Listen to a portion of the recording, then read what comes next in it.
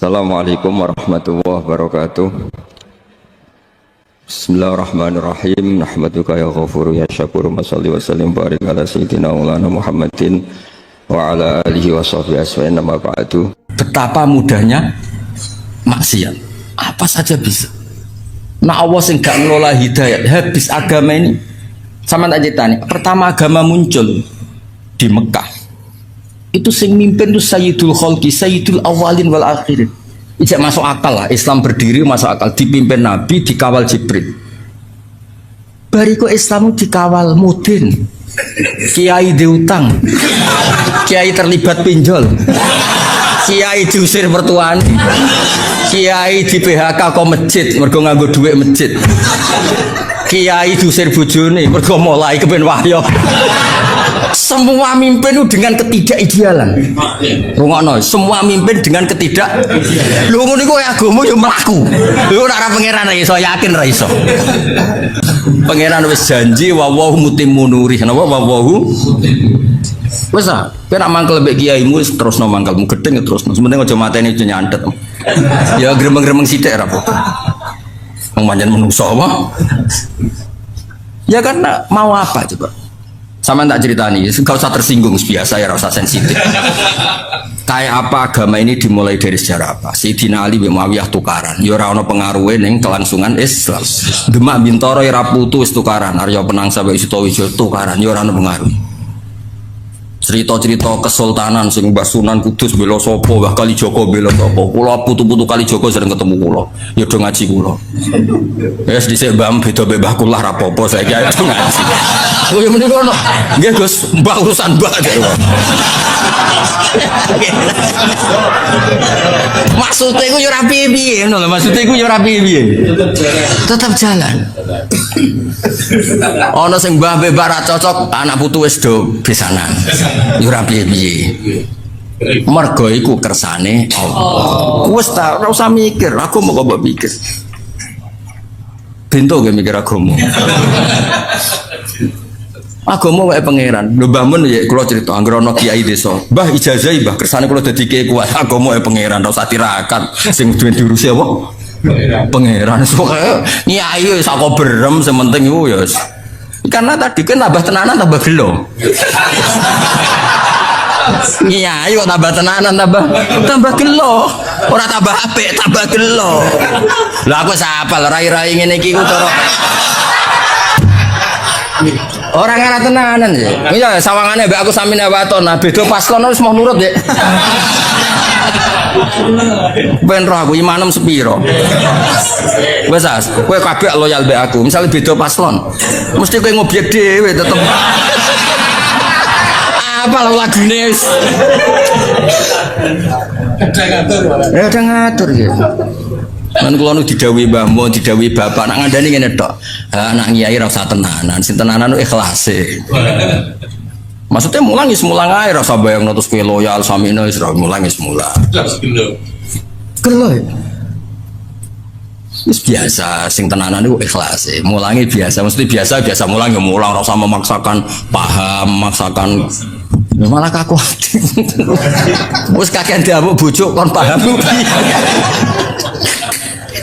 Selamat tok wis apik yo. Wis hidayat wae pangeran. Oh sampean delok kados Amerika, Inggris, Eropa kayak apa? Ini komunitas muslim nggih kuat, masjid nggih kuat. Teng Jerman kayak apa? Diskusi Islam nggih kuat. Dari enggak ada masjid menjadi ada. Mun agak pangeran mboten saged. Ngelola Islam ning daerah non muslim. Nang desa-desa ya padha, wong do kedonyan ngono ku Islam yo mlaku. Musolane mok loro penceng. Kiyaine ku ya apa kula nate penelitian. Ku ana kiai nyun sewu dagangane dagangan kawuk sliro ning. Carane kudus wis ra masuk orang ora dadi kiai. Ini kiai tak takoki bareng wis dadi kiai. Nang desa ya mergaen, jenengan kok mergaen ngono. Kula nggih ngerti Gus, kula nate mondok pedotan kan, mondok morong tahun. Ku ya krungu-krungu kabar ngono iku jare harap. Tapi kula niku sebuti malih mergawe kula niki. Ya tetap nyai. Mulane bapak kula nu sering wasiat teng kula, kan nak ngiyai aja nganggo standar ideal. Sing ideal ben Kanjeng Nabi wae. Kowe tetep kiai wae. Ya sing ngene-ngene wae. Maksudnya sing maksum sing sempurna ben Kanjeng Nabi, kira usah melok. Karena enggak gampang. Makanya saya dari mengenang khasih Sayyidina Ali itu ada wiridan yang harus dibaca 9. Iku Ali maca muk 9, 8. Nak Nabi maca 8 dek bitu takoki. Kena apa kok ngoten? Adaban ma Rasulillah sallallahu alaihi wasallam. Jadi kadang-kadang ulama malah jarak ben sing sempurna ben Kanjeng. Lha sing sering diajar Mbah Mun, wong berbakas kitab-kitab tirakat. Iku kitabe wali, wong kowe ora. Wali. Soale wong kudu turune sithik, mangane sithik, iku bakasan wali. Lah nek kira wali mangan sithik turu sithik muk kurut tok tetep ora wali. Jadi bangun takoki lho sesine mukabab kabeh sing tau ngaji bangun mesti anggere ngaji bab bali mesti ditutup. Tapi iku wali wong kowe ora wali. Terikat tadi uang nak kelasnya ora sama maksa. Tuh kali. Wayah ku sunah Rasul. Mulane kiye kesunatan wayah. Sing diwayah Nabi ku bangga dul. Sapa sing ra bangga di mantu Kanjeng Nabi. Lah di mantu raimu ku bangga tau. Mbok ya wong ngilo. Sama tak cerita di Juwairiyah iku garwane Nabi. Banil Mustalik wong paling gedeng Kanjeng Nabi. Singkat cerita perang ya. Orang-orang sahabat sing ditawan Banil Mustalik nggih kathah, Banil Mustalik ditawan Kanjeng Nabi nggih kuatah. Mulane itu cakap perang. Singkat cerita itu terus Nabi nikah kalian Juwairiyah. Juwairiyah itu Sayyidatu Banil Mustalik. Niku ya terus wong dibebasno kabeh. Azharu Rasulillah saiki sak kampung Banil Mustalik wis minangka bisane Nabi, culno iku mono bisane Nabi. Kan agak pamane Juwairiyah mbok misanane mbok mindoane. Sing wong Banil Mustalik saiki Nabi wis besan kita diculno kabeh. Mulane Nabi enggak ada perempuan sebarokah Juwairiyah. Abi Sufyan kaya apa mangkel ning Kanjeng Nabi. Tapi Nabi garwa Umi Habibah. Bangga. Kok Nabi ku ganteng, pengaruhe gede, pinter. Sing dadi pire seneng, dadi mertuane seneng, dadi garwane ya seneng. Saiki kowe.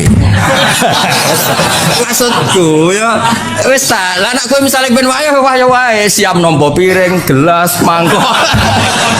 Dong. Gak apa-apa tiru ya tiru, tapi ya siap nampa piring, gelas, mangkok dan kawan-kawan. Ya siapno tim-tim dokter emergency. Namno pas kena rai ya, Bang. Namno pas kena terus ambulan udah siapno nak menawa pas badokmu terus pingsan.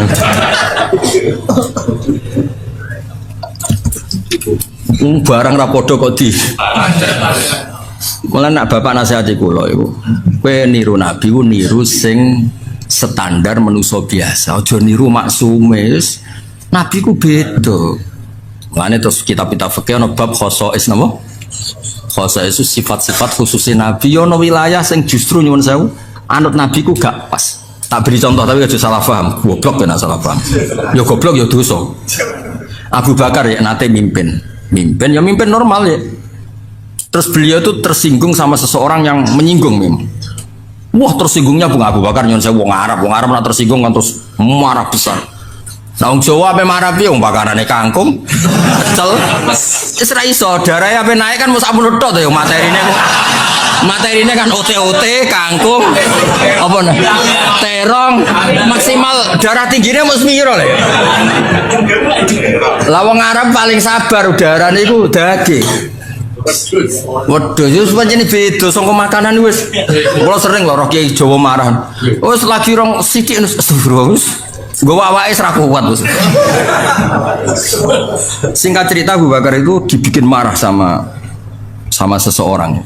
Marah betul, wajahnya tuh kemerah-merahan. Si loyalis Abu Bakar, cara saya pas pamprese, beliau sudah khalifah. Idzan ya, kalau engkau memberi izin orang itu tak bunuh karena menyakiti hati Anda. Orang Arab.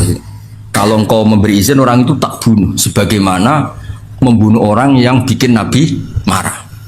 Abu Bakar tuh fakaan nawasubba ala wajhi ma'un bar itu siapa ini riwayatun Nasai.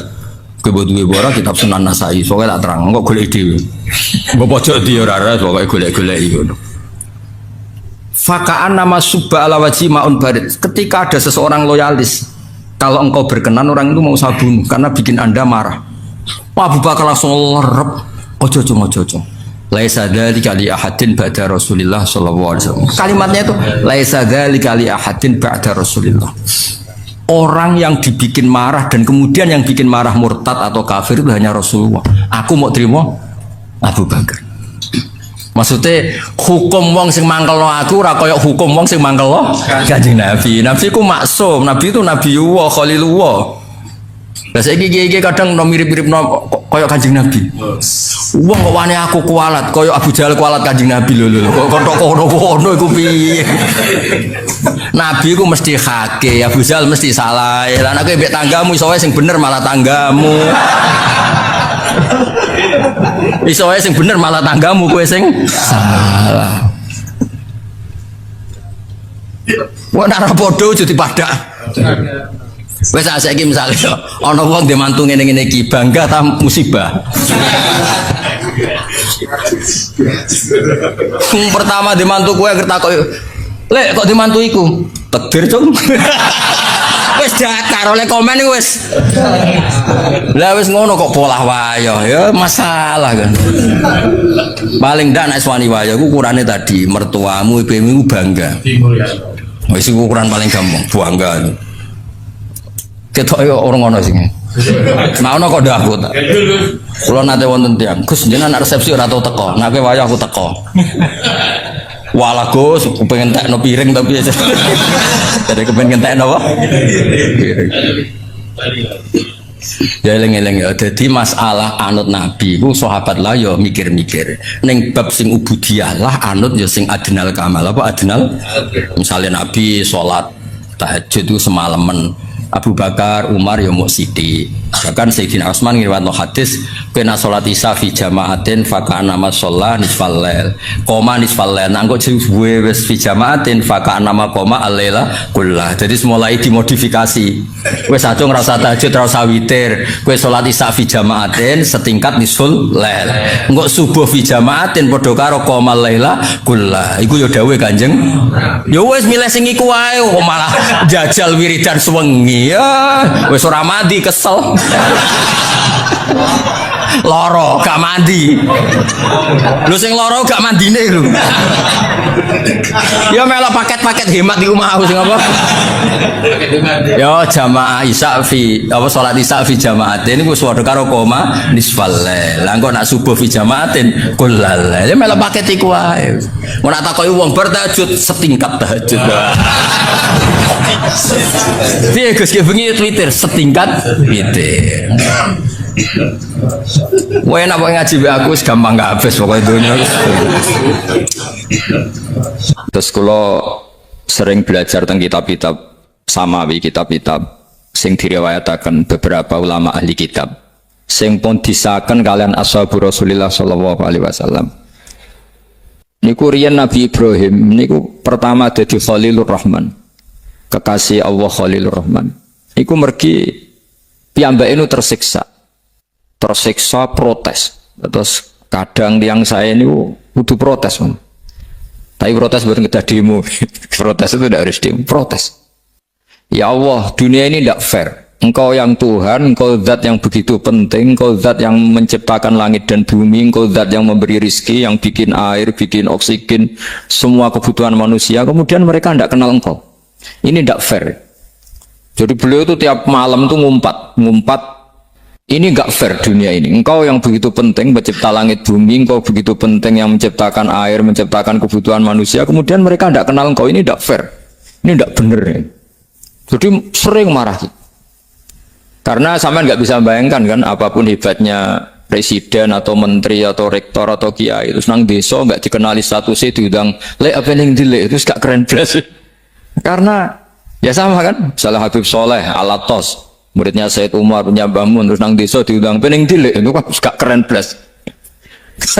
Awal dari keren itu tetap dikenal. Nah kemudian orang itu tidak kenal Allah. Makanya terus beliau sujud berkali-kali, ya Allah, sama siapa munajatnya beliau? Innahu la yahzununi alla ara ahadan fil ardi ya'buduka ghairi.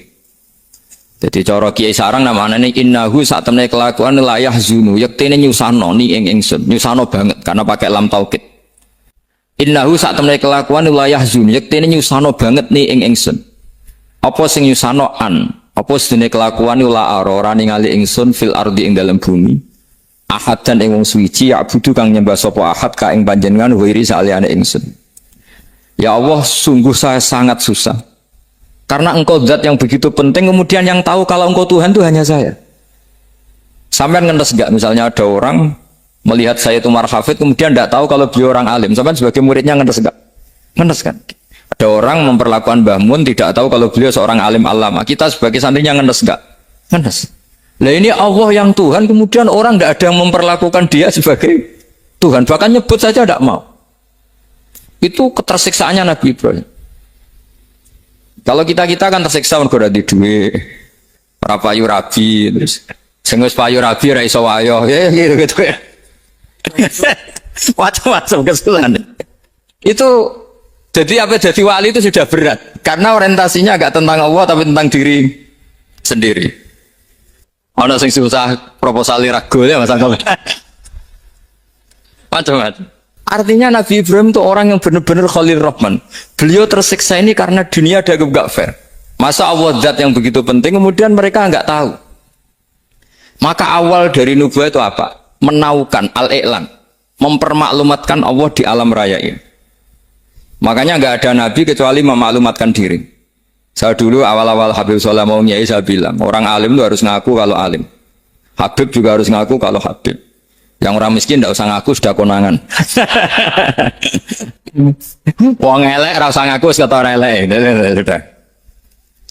Karena agama ini pertama yang menolong itu memaklumatkan. Sehingga pertama Nabi jadi Nabi dari Gua Hira, pertama apa? Cara saiki nggih kira-kira memaklumatkan. Tapi reso dibahasano jumpa pers. Tapi yang jelas pertama yang dilakukan Nabi setelah di Gua Hira apa? Memaklumatkan diri kalau beliau adalah Nabi. Sehingga dikumpulkan semua, terus beliau memaklumatkan diri kalau saya ini Nabi. Karena nggak ada artinya Allah kalau tidak dimaklumatkan. Makanya di Quran itu kalau menyebut Allah atau menyebut kebenaran selalu dimulai dengan kata fa'lam. Harus dimengertikan. Kita ngerti kemudian mengertikan ke orang lain. Makanya saya sering dulu bilang ke Habib Soleh, nggak boleh orang soleh menyembunyikan diri. Karena nanti kalau orang-orang soleh menyembunyikan diri, sing zuhara ala wajhil ardi adalah sesuatu yang enggak benar. Coba misalnya gini, orang bisa terhibur lewat dangdutan, terhibur lewat maksiat. Sementara orang enggak bisa terhibur lewat tala al-badru alaina, asyraqal qaunub tihaja dan sebagainya. Maka orang-orang soleh adalah orang yang bisa memaklumatkan Allah, memaklumatkan Rasulullah, memaklumatkan Quran dan supaya itu diterima. Karena awal dari orang terima itu tahu dulu. Nah ini tahu saja enggak. Makanya Nabi Ibrahim susah, ya Allah, engkau zat yang begitu penting kemudian tidak diketahui. Ini apa-apaan, enggak fair. Akhirnya Nabi Ibrahim diangkat sebagai Khalil Rahman untuk menaukan atau untuk memaklumatkan Allah Subhanahu wa ta'ala. Nah sebelum itu beliau dihibur. Diterbangkan ke langit, ke alam malakut. Kamu susah ya, kenapa susah? Karena zat sementing engkau kemudian tidak ada yang menyembah. Terus dijak ke alam malakut. Ditunjukkan sekian juta malaikat, sekian ribu malaikat, semuanya membaca tasbih takbir. Ibrahim senang. Oh ternyata sing seneng jenengan banyak. Ya coba kalau kita punya kiai kayak Mbah Mun, semakin yang seneng banyak kan semakin kita senang. Kalau nggak ada yang tahu kan kita tersiksa. Makanya ini penting sekali. Ya. Jadi pertama agama ini seperti ini tuh barokahnya dingertikan, dimaklumatkan. Saya ini orang yang fumul itu menutup diri betul. Kecuali bab ngaji. Saya kalau ngaji terbuka. Sampai saya tidak tahu apa ada yang streaming apa direkam, saya tidak tahu. Pokoknya saya satu-satunya saya mau terbuka itu pas ngaji. Dan saya pede karena dulu ngaji saya benar. Saya tanya Mas Akom biasa. Sebetulnya kalau sampean mau mulang terbuka bagus. Potensinya dua, konangan alimnya atau konangan. Ya resiko terbuka kan itu Pak. Konangan alimnya. Nah daripada potensi yang kedua terus nggak mau ngajar ya fumul. Syaratnya wali ku fumul. Oh, fumul itu nggak menampakkan diri. Memangnya mau menampakkan apa kalau nggak bisa apa-apa kan? Jadi saya tidak tahu itu fumul apa bagian dari pengamanan diri. Apa Mas? Apa? Jaga email. Jadi Nabi itu pertama yang dilakukan apa? Memaklumatkan kalau Allah itu Tuhan. Jadi ciri utama orang soleh itu kalau kebenaran tidak mendominasi bumi ini. Jadi ciri utama orang soleh itu seperti itu. Makanya kenapa saya milih manhaj, tentu Habib Soleh tidak harus niru saya karena antar orang alim tidak boleh saling mengikuti. Tapi juga seterusnya nggak boleh saling ganggu. Saya itu ngaji di mana-mana itu guyon. Karena bapak saya suka guyon, Mbak Mun suka guyon. Alasannya bapak dulu sederhana. Orang sudah nyari hiburan dengan maksiat. Sehingga agama ini harus membawa keceriaan sosial, membawa keceriaan hati. Karena Allah ngendikan kul bi fadlillah wa bi rahmati fa bidzalika falyafrah. Orang itu harus senang dengan kebaikan. Orang happy dengan tolal badru alaina, happy dengan manaqibul akhyar, dengan fadhailul akhyar. Karena orang di sana sudah senangnya itu kalau ada maksiat. Nah sekarang agama dibawa orang-orang yang tidak menyenangkan juga. Ngaji teko wis merengut. Ada muridnya salah duduk marah, salah posisi meja marah. Lalu orang-orang kan mikirnya kan, daripada ngaji dimarahin terus mendingan ndak kan. Makanya Nabi itu paling marah itu kalau satu kebaikan jadi problem. Mu'ad bin Jabal itu pernah ngimami lama sekali. Dan yang makmum itu akhirnya mufarokoh. Dulu belum ditemukan fikih, tapi orang ini sudah berani mufarokoh. Jadi ini termasuk mujtahid sebelum sebelum tahu Fathul Mu'in, tahu Wahab, dia sudah berani mufarokoh. Jadi sudah luar biasa. Karena bangsa ibadah yang agak-agak ngawur itu tanpa diajarin sudah do pinter sendiri. Dia mufarokoh. Ketika dia mufarokoh, komentarnya Mu'ad, dia munafik. Sholat belum selesai kok mufarokoh. Singkat cerita Mu'ad melaporkan itu ke Rasulullah. Si tukang penggembala ini juga melaporkan ini ke Rasulullah. Tapi apa kata Rasulullah? Yang Rasulullah itu yang bela, malah bela yang penggembala tadi. Afattanun anta ya Mu'ad. Kamu itu tukang fitnah. Agama ini kalau kamu model begitu orang lari. Basyiru wala tunafiru, yassiru wala tu'asir. Padahal ini baca Quran panjang. Harusnya akan ibadah. Tapi karena ini menjadi problem sosial, orang menjadi tidak nyaman jamaah, itu sudah disalahkan Nabi. Karena tadi, kalau agama ini jadi problem, maka masalah besar. Makanya sifat dasar Rasulullah itu apa? Khafiful ma'unah, biayanya murah. Makanya saya ngaji di mana-mana ya suka seperti ini. Mejanya enggak jelas, pengunjungnya juga agak jelas. Semakin kacau semakin baik kira-kira. Nah ini pengunjungnya juga seperti ini kan. Nanti sampean yang pidato, jadi tak beri hak gak jelek saya ini namanya aqomaddin. Kalau faman taroka fakot. Jadi pilihannya kalau gak aqomaddin ya ada medin. Jadi kenapa banyak kiai yang ceria? Karena tadi satu-satunya cara kita menandingi hegemoni maksiat adalah pembawa taat itu ceria. Karena orang itu mesti mencari kebahagiaan. Sebab itu para nabi itu mengajarkan agama ini dengan cara yang bahagia. Misalnya mangqala la ilaha illallah dakhalal jannah. Nabi tidak ngendikan gini, mangqala la ilaha illallah terus salatnya benar, puasanya benar, belajarnya benar, jadi kiainya benar. Wah itu kalau itu panjang sekali, banyak yang enggak masuk surga. Sementara kubu yang lain kampanye sudah tenang bersama bapaknya di surga. Lah kita kampanyenya konsolat ra mesti ditompo. Puasa ora mesti ditompo. Wis repot, syaratnya ditompo ikhlas wangel. Kuwi ora bakal iso. Berarti maknane kan ora bakal mlebu swarga. Akhirnya wong kan mikir, wis salat tetep ra swarga, puasa tetep ra swarga. Mendingan ra salat. Jadi kita ini kan bersaing sama kampanye aku sebelah gitu. Makanya saya milih manhaj pokoknya Islam apik. Tapi bukan berarti saya menyepelekan aturan-aturan dalam sholat, karena yang kampanye itu sudah banyak. Biasanya kiai-kiai sing kereng kampanye tentang sing kereng-kereng. Itu saya manfaatkan, ya sudah, itu bagian jenengan. Jadi orang itu harus mikir. Agama Kristen itu diterima di Eropa di mana-mana. Di antara sebabnya adalah karena orang dijamin masuk surga. Orang mau kayak apa faseknya tetap kalau mati bersama. Kita enggak. Sudah kiai, sudah mulang terus masih didoain. Semoga amal baiknya diterima, amal buruknya masih ngeper apa? Dan itu santri saya nanti kalau ziarah saya tuh ya Allah ampuni Gus Ba ampuni. Itu kan ngenyek orang itu maksudnya. Maksudnya bukan, makanya saya pernah ketemu orang yang berfaham Wahabi. Dia nuduh kalau orang doa ke mayit itu minta sama mayit. Saya bilang, saya saja yang jadi mayitnya nggak siap. Kok bisa? Doanya itu doa ngeper. Masa sama gurunya bilang gini, Allahumma ingkana muhsinan fazid fi ihsani wa ingkana musian. Masa gurunya ditaklek? Jadi dia tidak yakin betul kalau gurunya muhsin. Masih ditaklek. Jika guru saya baik maka gini ya Allah. Jika guru saya buruk maka gini. Guru saya itu gak pernah doain Mbah Mun gitu. Anggap gak sopan. Jadi kalau saya berdoa ya Allah, jenengan izzihi apa ya, jenengan balas lah. Izzihi anna anil muslimina khairan kasira. Wa antal ghafurur rahim wa anta gitu. Saya enggak tega muni wa ingkana musian. Jadi kayak ada sopan. Loh kalau aku yang mati sapi lagi. Balik malam. Ingkana musia. Malah ada terusannya bahwa kadalik.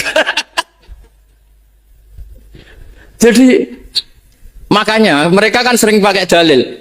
Andai kan tradisi itu benar, maka yang paling pertama melakukan itu sahabat. Selalu mereka berargumentasi kalau itu tradisi yang benar, maka pertama yang melakukan itu sahabat. Ya gak mungkin sahabat masa bilang ke Nabi ingkana. Bisa kafir berat kan? Masa kesolehannya? Loh, andai kan Syaikhul Qadir wafat di mana ini ngomongin? Beduk. Saya tidak akan berdoa seperti itu. Oh, bisa marah Syaikhul Qadir ini. Masa kesalahan beliau di ingkana musinan sama ingkana musian. Jadi orang tuh harus mikir. Jadi saya dengan bukan berarti Gus Ba bid'ah menciptakan doa baru. Ini bukan urusan menciptakan. Orang yang punya sopan spontan seperti itu. Ini bukan urusan modifikasi doa Anda. Makanya kenapa para nabi itu tidak disolati dengan cara seperti itu. Langsung assalamualaikum ya Rasul. Assalamualaikum ya Abu Bakrin, assalamualaikum ya Umar. Enggak mungkin kita mengatakan ya Abu Bakrin, ya Allah, ingkana. Masa Abu Bakar di ingkana?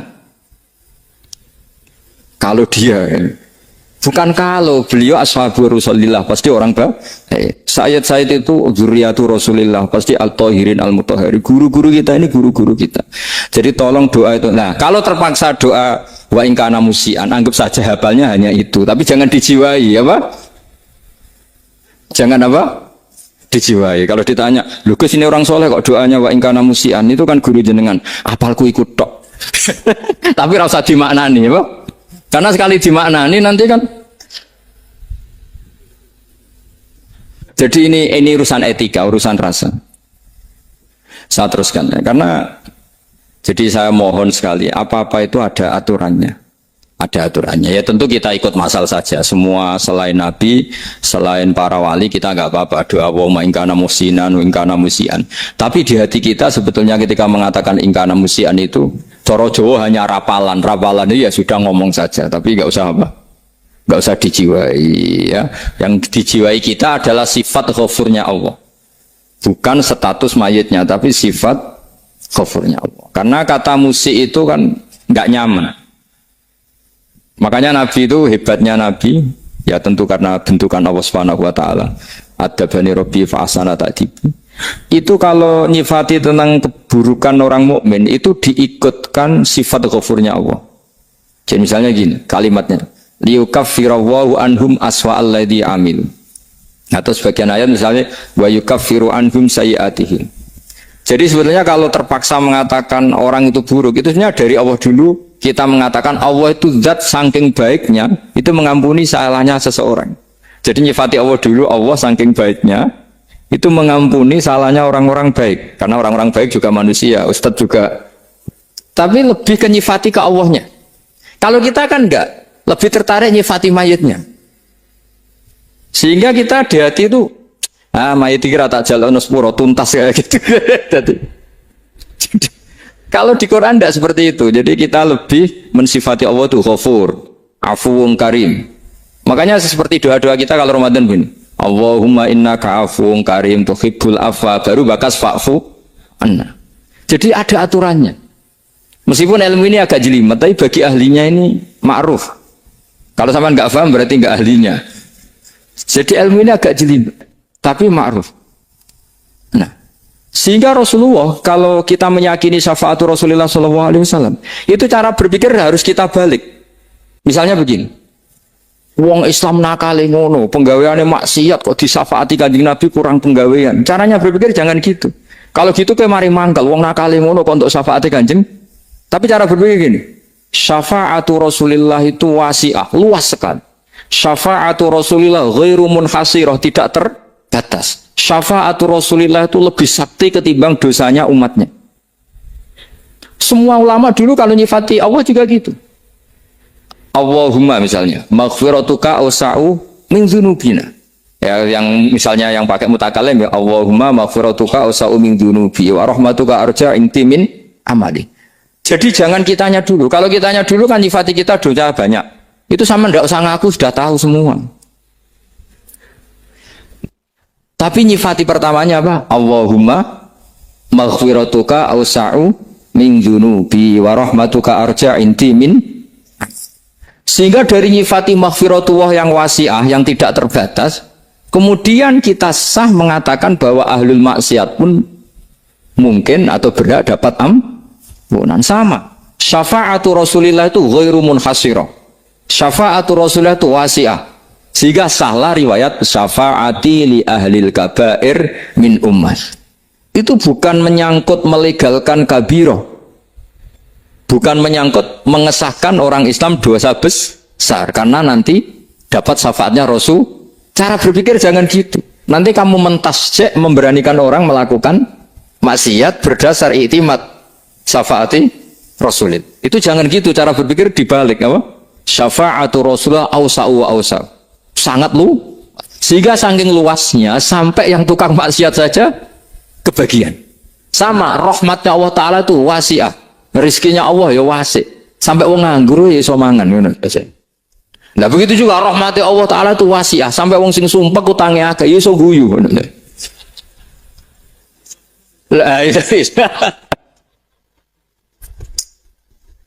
Tapi kalau dibalik, misalnya saya diprotes kiai, saya pernah juga diprotes. Gus umat kok mbok latih guyu, padahal mereka maksiate akeh, utange akeh gini-gini. Karena kamu menyifati orangnya. Kalau menyifati orangnya sampean guyu haram. Utang jatuh tempo, sampean gak mikir dosa ndak? Dosa.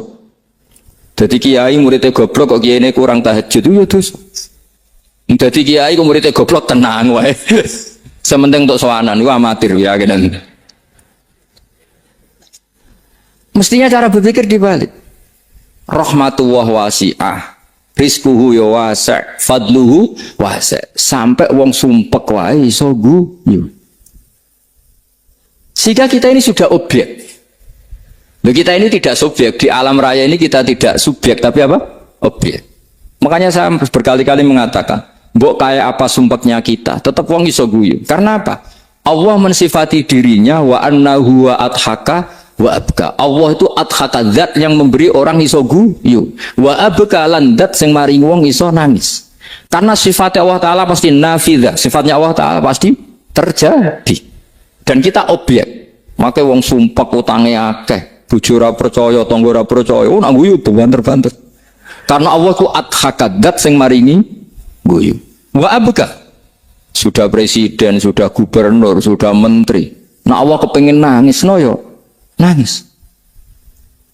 Coba ngeluhnya apa kalau misalnya jenengan seorang mantan presiden atau mantan gubernur. Kadang anaknya calonan RT mbok menang bunda. Ngeluhnya apa orang alim misalnya, alim alama, anaknya mau jadi jurumiah iso. Susah. Kaya raya anaknya jadi pasien, susah. Allah punya cara untuk abegah, untuk bikin orang nangis. Nah karena kita ini objek, pasti sesupuk apapun orang yang bisa tertawa, ya bisa nangis. Makanya banyak ulama yang nggak terlalu serius mikir agama ini. Bukan karena dablek, enggak. Karena Allah mensifati dirinya Al-Hadi, yang memberi petunjuk. Kita gak ditunggoni Kanjeng Nabi, gak ditunggoni Wali Songo, gak ditunggoni para Alawiyin yang dulu, gak ditunggoni Habib-Habib yang kayak Said Abdul Al-Haddad. Tapi karena Allah itu Al-Hadi, yang memberi petunjuk, dan sifatnya Allah Ta'ala la bida wa ya antakuna nafidah. Sifatnya Allah pasti nafidah. Amerika kayak apa liberalnya. Sekarang trennya juga banyak yang masuk Islam. Kampung-kampung pedalaman nggak ada kiainya, cukup mudin. Kadang yang membawa agama itu orang yang ke situ mau nyari kayu. Orang yang di pedalaman Kalimantan, Sulawesi itu pertama itu nyari kayu. Tapi bawaan hidayat, lama-lama bikin masjid. Saya pernah di Korea, ke sana orang nyari uang. Niatnya juga nyari uang, tapi akhirnya tersiksa kalau enggak bikin masjid. Karena apa? Karena Allah itu Al-Hadi, zat yang memberi petunjuk. Nah, kamu tidak usah khawatir. Agama ini pasti jalan ila yaumil qiyamah. Karena Allah Al-Hadi. Sama. Mbok kamu umat mbok weden-wedeni kowe ku amalan ora mesti ditampa. Nek ora ditampa mlebu neraka. Ngono mulai ngaji ya tenang ae. Tenang, santai. Bahkan kadang bilang gini, Pak Yai tadi gak bener, masa ngecap orang mlebu neraka. Kita yang masyarakatnya gak tahu pintunya, Pak kayaknya tahu pintunya. Karena orang itu punya cara. Loh ya betul. Orang Bedui itu kalau ngaji sama Nabi itu lebih unik timbang yang soleh, timbang yang pinter. Sehingga banyak ilmu itu ditemukan dari orang Bedui. Karena cara berpikir itu aneh. Kalau orang soleh, orang waras kan berpikirnya ada aneh, standar. Jadi orang Bedui itu aneh. Pernah suatu saat Rasulullah itu khutbah cerita kiamat. Wah, dasarnya kiamat kayak apa? Semua orang diam nangis semua. Orang Bedui enggak, lebih cerdas. Ini Nabi itu cerita kiamat kalau ada tanggalnya ini gimana? Orang nangis semua karena dasarnya kiamat kayak gitu. Bumi dihancurkan wus. Pantas sudah nangis dewi-dewi. Ya ono sing nangis pabrik banyune macam-macam ya. Ini kalau kiamat gimana? Ini perjalanan air kemasan saya kan orang mikir dewe-dewe gitu. Tapi ini enggak. Orang Bedui cara berpikir itu enggak. Malah, ya Rasulullah, mata sa'ah. Engkau itu cerita kiamat tapi enggak jelas tanggalnya. Kalau cerita kiamat ya harus jelas dong kapannya. Jadi unik. Jadi cara berpikir, sahabat kaget semua loh. Kaget. Karena enggak kepikiran. Nabi A'radu anhu, A'radu itu mengabaikan.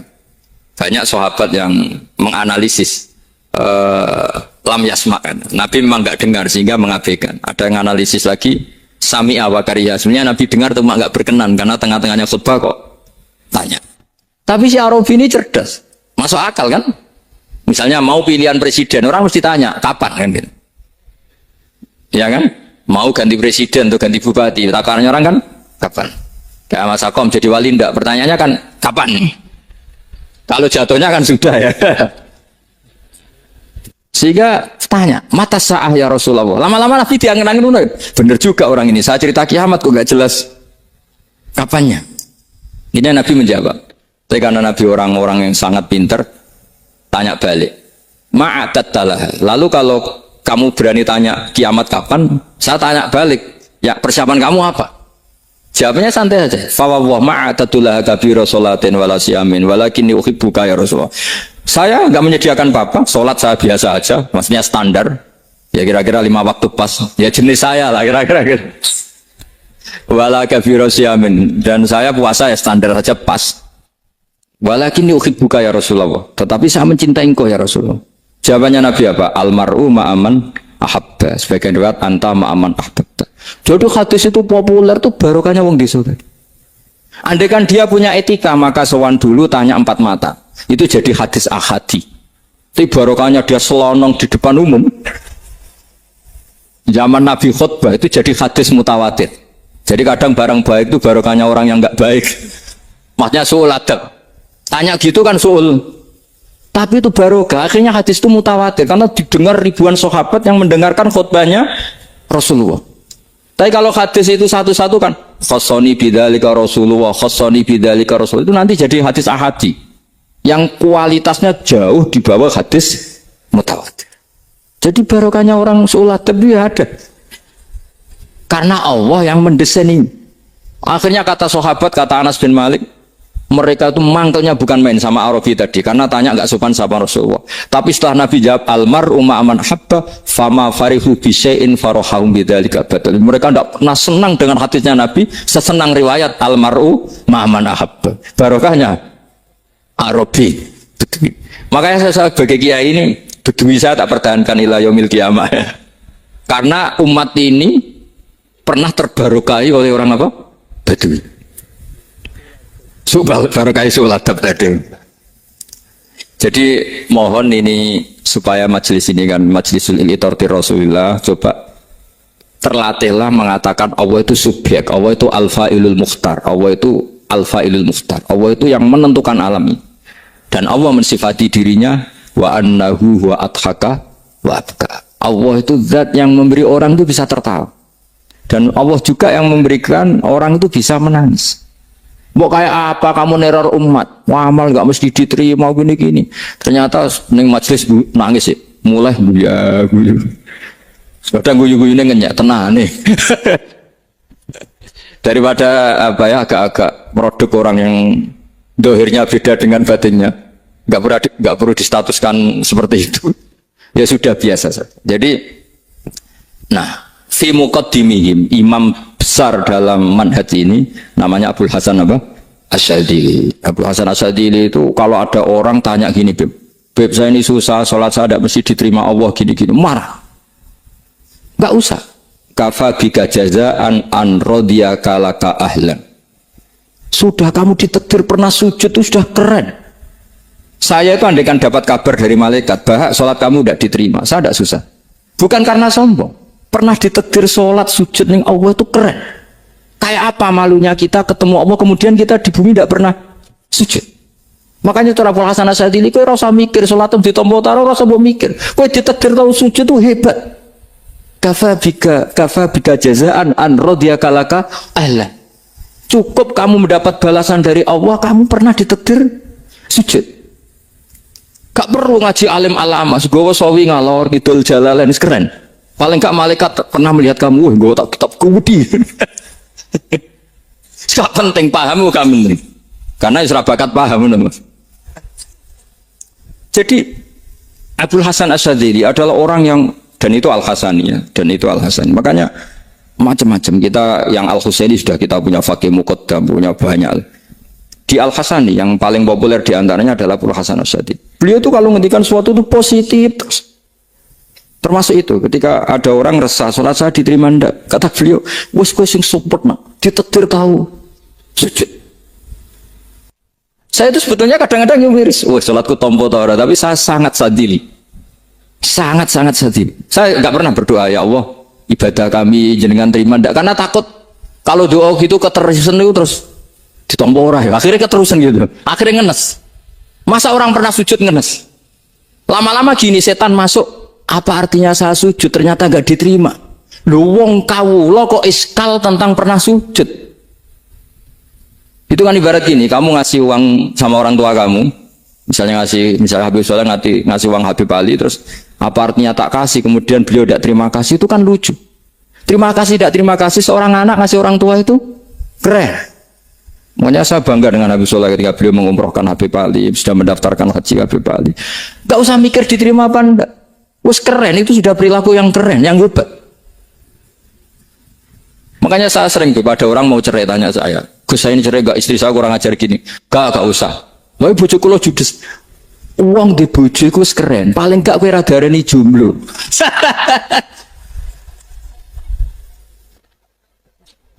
Oh, diarani duda ora enak. Wes luwe sabar di diarani duda mek diarani bojo judes. Enak bojo judes cek gagah. Di bojo lah. Oh, provokator itu. Jadi kafabika jazaan an radiyaka laka alam, sudah ditakdir pernah sujud itu sudah keren. Dulu ulama ala hadan nampak. Ulama dulu cara berpikir seperti itu. Makanya ulama dulu kalau nafsiri wasjud waktari sudah pernah sujud. Di Quran nggak pernah ada ayat wasjud lan sujudo siro ingkana kada wa kada ingkunta mutayakinan dikabuli sujudi. Kan ada sujud ya sujud saja, tidak usah mikir makbul apa tidak makbul. Sudah kalau sujud pasti waktari. Terus saya sebenarnya ya sebagai orang ya kadang wedi, sholatku ditompo ta ora. Tapi kalau keterusan nanti ada was-was yang mengatakan opo artine sholat. Lu tuh kan ngeri seorang hamba sing uripe ning bumine Allah kemudian menyoal pernah sholat hanya karena takut gak diterima. Itu kan gede banget. Tapi monggo lah kita cerita-cerita Islam, cerita-cerita beragama yang rileks. Kita semua tadi seperti yang dikatakan Kak Densus pernah diswani Mas Sufyan Sauri, juga beliau pernah ngaji. Sebetulnya dalam banyak hal-hal yang keseharian itu lebih prinsip ketimbang ide kita tentang hal-hal besar. Saya beri contoh, Allah itu Tuhan yang maha kuasa, yang menguasai alam raya ini. Kadang-kadang menjelaskan dirinya itu hanya Alladzi at'amahum min ju'. Saya ini Tuhan yang memberi makan kamu saat Anda lapar, saat kalian lapar. Jadi untuk beriman kepada Tuhan yang Maha Esa, kepada Allah, kamu yakin yang memberi makan kamu itu Tuhan. Apapun kecewanya Anda terhadap tetangga, terhadap negara, terhadap mertua, terhadap istri, itu kecewa Anda tidak akan mati. Tapi kalau tidak makan itu mati. Sehingga Allah mensifati dirinya kadang pakai keseharian. Alladzi at'amahum min ju'. Tuhan itu siapa? Yang memberi makan kamu ketika lapar. Tapi kamu untuk syukur itu nunggu punya istri cantik, neriman, gampang diatur, membolehkan poligami. Terus 4 istri itu neriman semua, loyal semua. Itu sombong betul. Mau syukur saja kok repotnya seperti itu. Jadi mau syukur ya ada makanan dimakan. Itu kalau ngantuk ya tidur. Ayatnya wa min ayatihi manamukum billaili wan nahar. Maksud ayat Allah itu tidur. Nah, keangkuhan-keangkuhan ini yang menjadikan kita itu jadi repot hidup itu. Untuk syukur kok nunggu tadi. Mertua baik, tetangga baik, istri baik. Apa saja di sekelilingnya harus baik. Nah, keinginan berlebihan ini menjadikan kita lupa ada hal-hal yang paling kita butuhkan, yaitu oksigen. Kita boleh nempat di buminya Allah. Alladzi ja'ala lakumul ardo firasya. Bumi kamu tempati enak. Coba kalau gempa. Apa artinya istri 4 cantik semua kalau pas digoyang apa? Gempa. Apa artinya kamu jabat? Entah apa saja jabatannya. Kalau bumi likuifaksi, habis kamu. Kiai meskipun dai kondang umatnya jutaan, kalau likuifaksi di panggung hancur. Tapi nikmat-nikmat yang disebut Allah seperti ini kita kaji keseharian. Alladzi ja'ala lakumul ardo mahda. Allah itu yang menjadikan bumi dalulan, yang mudah diinjak. Famshu fi mana biya, silahkan pakai jalan-jalan.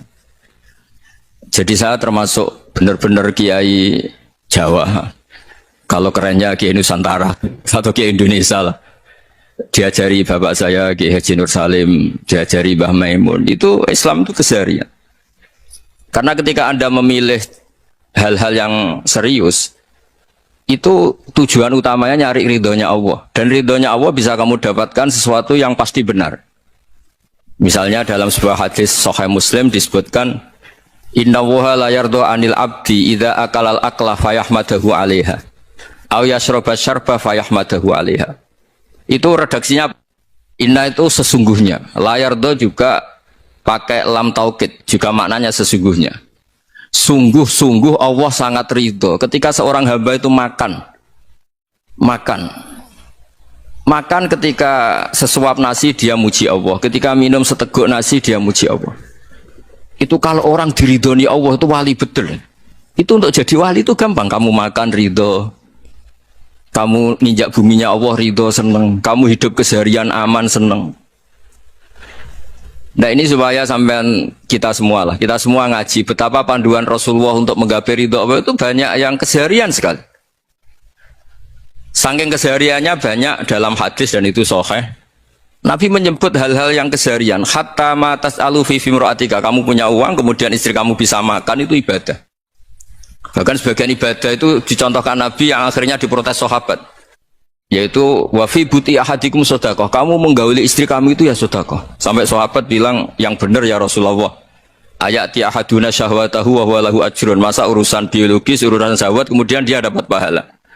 Nabi menjawab, alai salawadu'aha fi haramin aka'ana alaihi wisrun. Bagaimana kalau dia meletakkan ke yang tidak benar, itu kan dosa. Nah, hal-hal seperti ini yang saya ingin teman-teman semua lah, semua. Saya juga agak ingin ngaji demi Anda, juga agak ingin. Itu dosa sekali ngaji kok, pesanan kelompok tertentu itu gak boleh.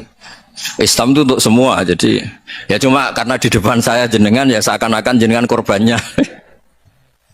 Itu ada ilmunya dalam usul fikih itu. Jadi orang itu harus ngaji usul fikih. Nama yang disebut, mungkin Mas Sufyan masih ingat zaman ngaji usul fikih. Nama yang disebut itu tidak jaminan sebagai prioritas perintah. Jadi misalnya gini, kebetulan yang di depan Nabi itu Abu Dzar.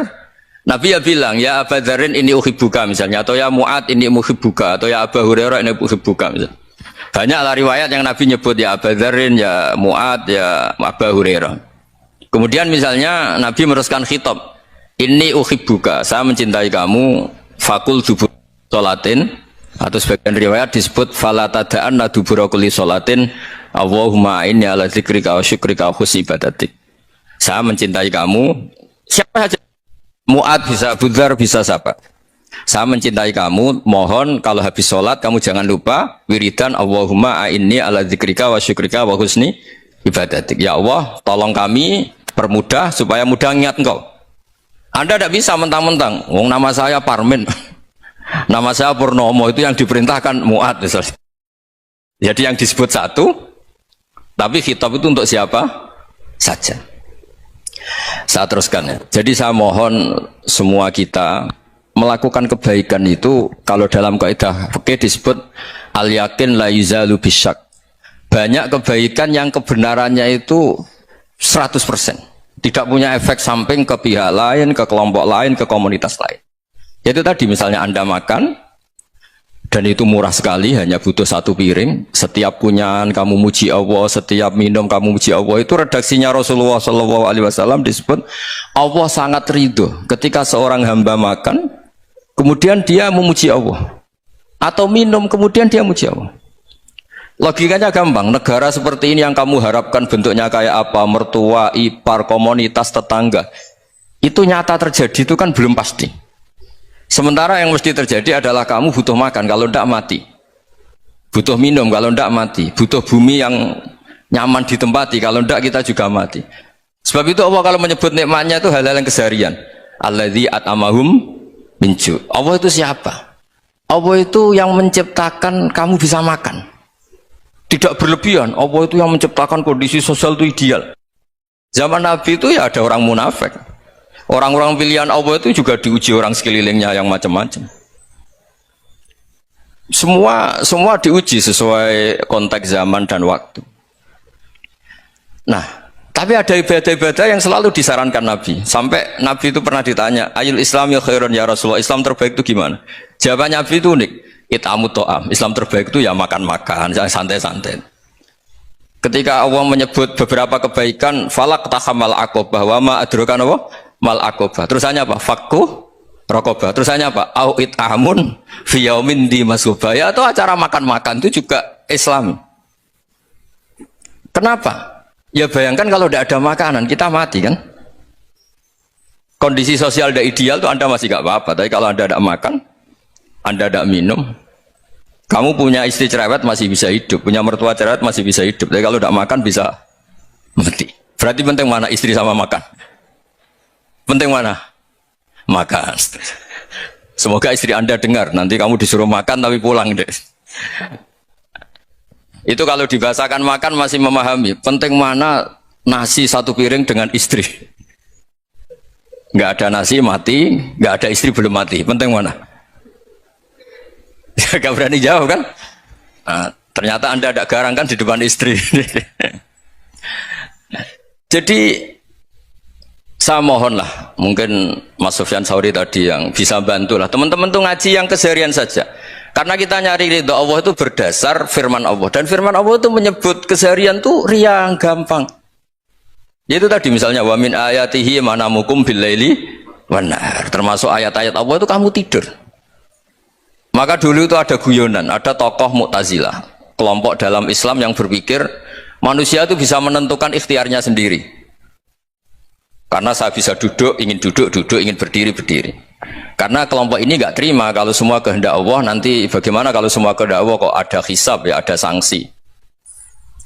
Lucunya itu dia akhirnya ini cerita ya, mencintai seorang perempuan cantik sekali.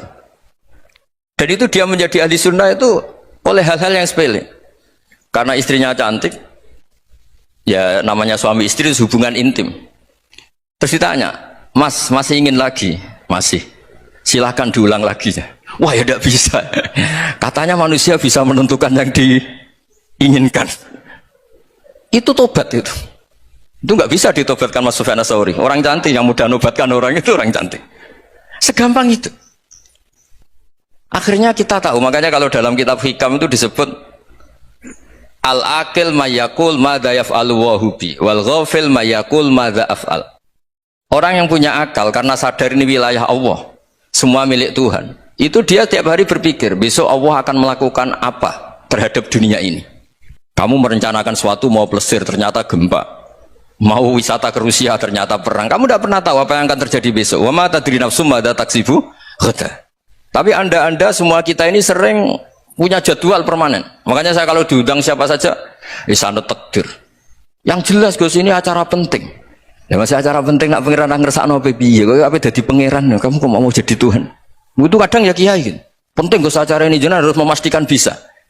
Loh kamu itu yang ngajarin tauhid sesuatu itu biadillah kok bilang-bilang apa pas? Pasti. Kalau maksa terus tak tobatkan dong kamu kata saya itu. Ya kalau gitu Gus bilang insya Allah. Wah itu hati saya, fisik saya, roh saya sudah bilang insya Allah. Tidak usah kamu latih kata saya. Nah hal-hal tauhid keseharian itu gampang sebetulnya. Wal ghafil yaqulu madza af'al. Tapi orang yang lupa Allah dia setiap hari bilang besok apa? Kita bisa melakukan apa? Seakan-akan dia itu aktor, dia penting, dia subjek permanen, dia. Padahal kita ini hanya objek kehendak Allah Subhanahu wa taala. Karena kita yakin sesuatu yang terjadi di alam raya ini kita tidak bisa apa-apa. Makanya saya sering ngaji, sering bilang saya. Ketika Anda mensifati Allah, dia yang menghidupkan. Sudah itu tanamkan, sehingga ketika kita mati, santai saja. Kenapa santai? Allah punya cara menghidupkan kita. Zaman kita hidup juga gak tahu caranya ngelola jantung, ngelola paru-paru. Kamu juga gak tahu ngelola oksigen yang tidak beracun, tidak ngandung polusi. Tahu-tahu hidup. Gak ingin tua ya tahu-tahu tua, gak ingin mati tahu-tahu mati. Selama ini kita hidup juga gak tahu apa-apa sebetulnya. Hanya gaya tok, punya jadwal, punya planning. Kalau kamu bisa menentukan pilihan Anda, pasti Anda istrinya cantik, 4 neriman semua, kona'ah semua. Nyatanya enggak kan? Ada 1 jelek, cerewet. Wah itu kan, nyatanya enggak bisa apa-apa Anda kan? Dan kamu bawa mati lagi. Itu kan, istri Anda juga gitu, punya keinginan, punya suami yang ganteng, yang jabat, yang neriman, yang enggak poligami. Ya enggak kesampaian juga. Kalau kita ngitung tingkat kegagalan kita itu gagal terus. Ya kan? Nah, terus ingat Allah, madza yaf'alu wa hubi. Orang yang punya akal selalu berpikir Allah itu menghendaki apa terhadap saya. Lalu sama-sama orang itu loh. Ngelihat orang yang serius, itu kata Anda itu pemikir berat, serius. Senang punya tokoh yang merengut karena kamu anggap serius.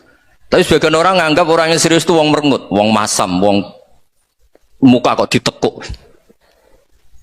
Jadi sama itu hati ya muqallibal qulub tsabbit qalbi ala dini, karena kita enggak tahu cara berpikir kita tentang orang lain, tentang sekeliling kita.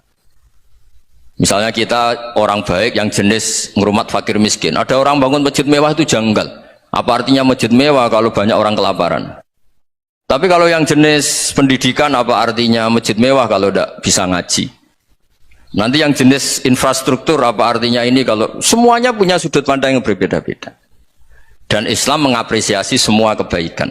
Tapi katakan semua kebaikan itu adalah kehendak Allah Subhanahu wa taala. Karena apapun baik Anda itu pakai fasilitas yang diberikan oleh Allah Subhanahu wa taala. Sehingga ini yang disebut qulillah tsumma darhum fi khawdihim yal'abun.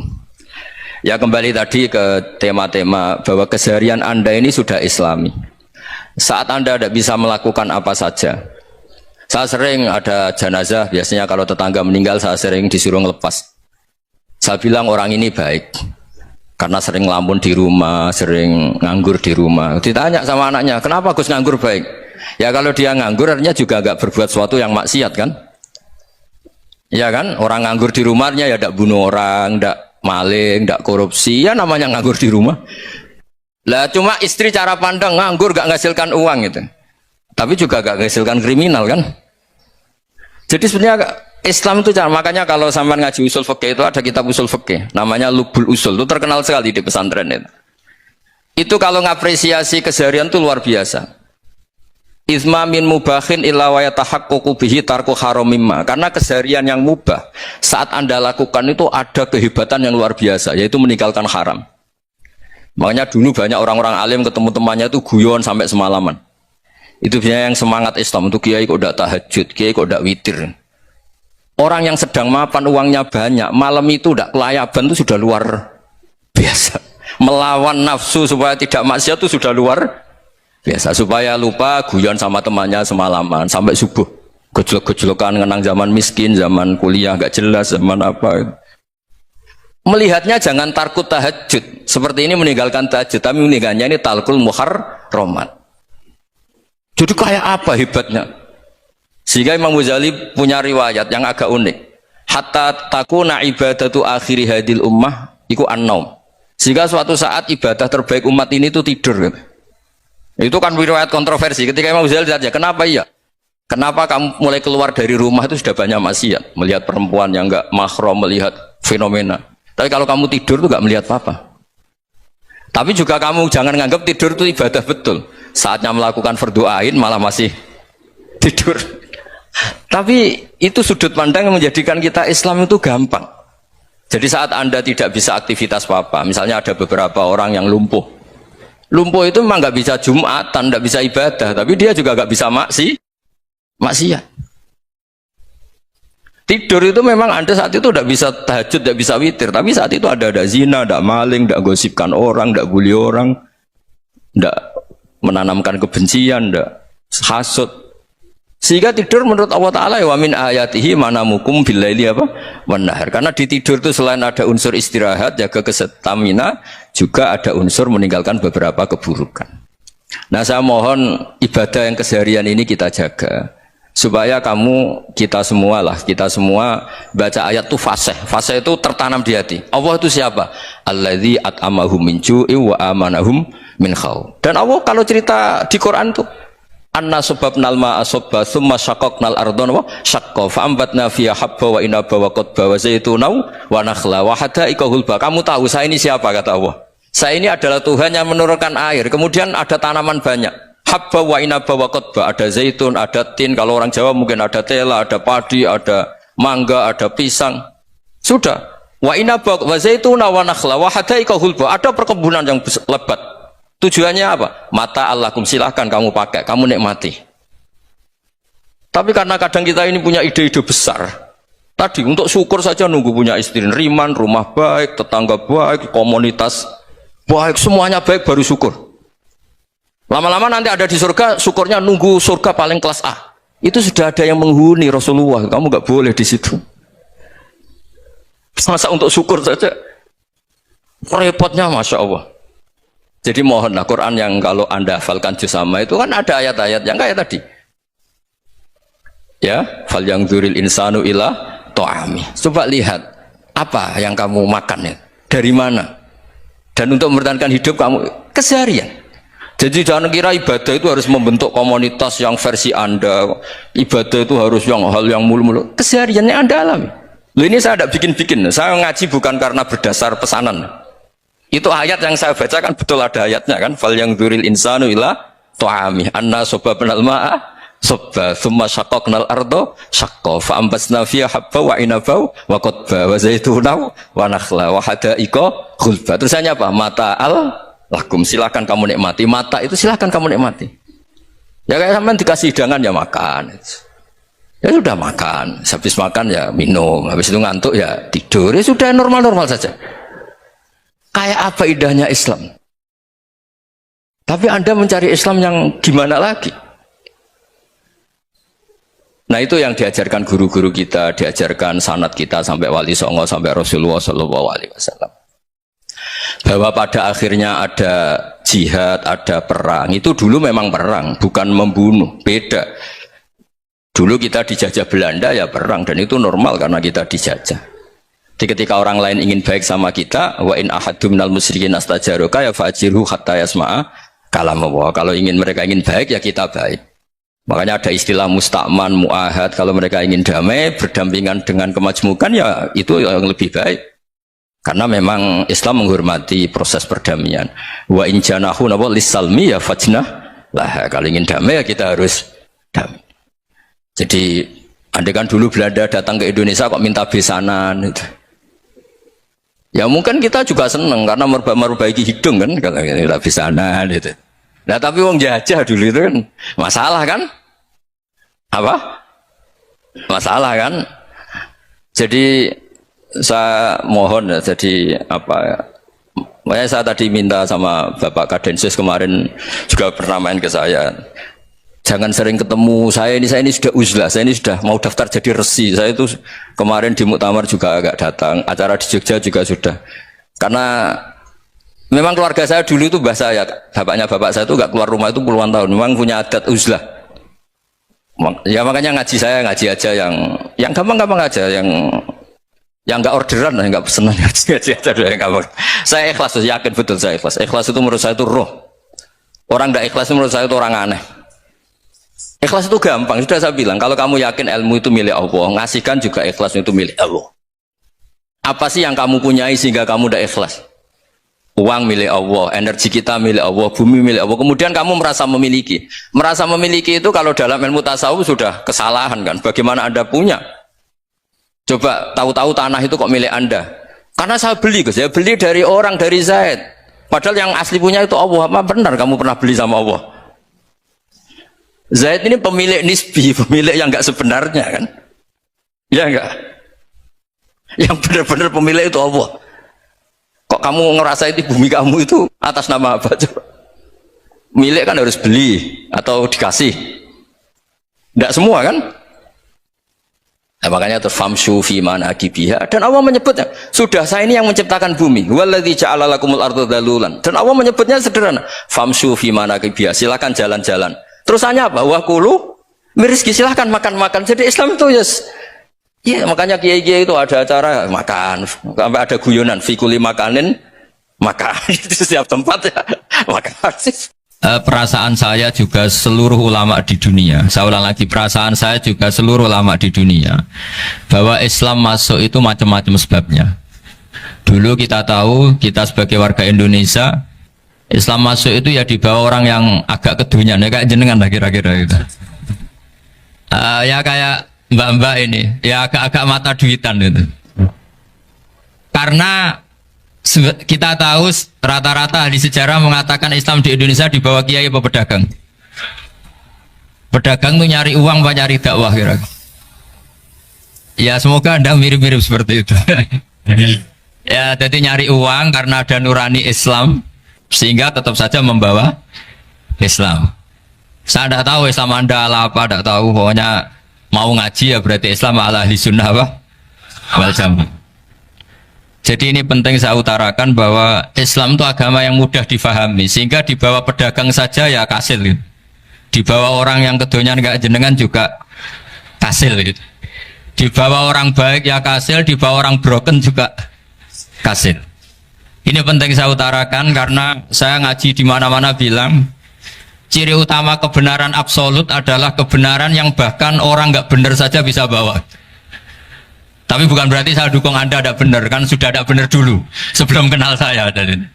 Tapi nggak apa-apa, nggak benernya umat Islam insya Allah dimaafkan sama Allah Subhanahu wa Ta'ala. Ya asal tobat maksudnya.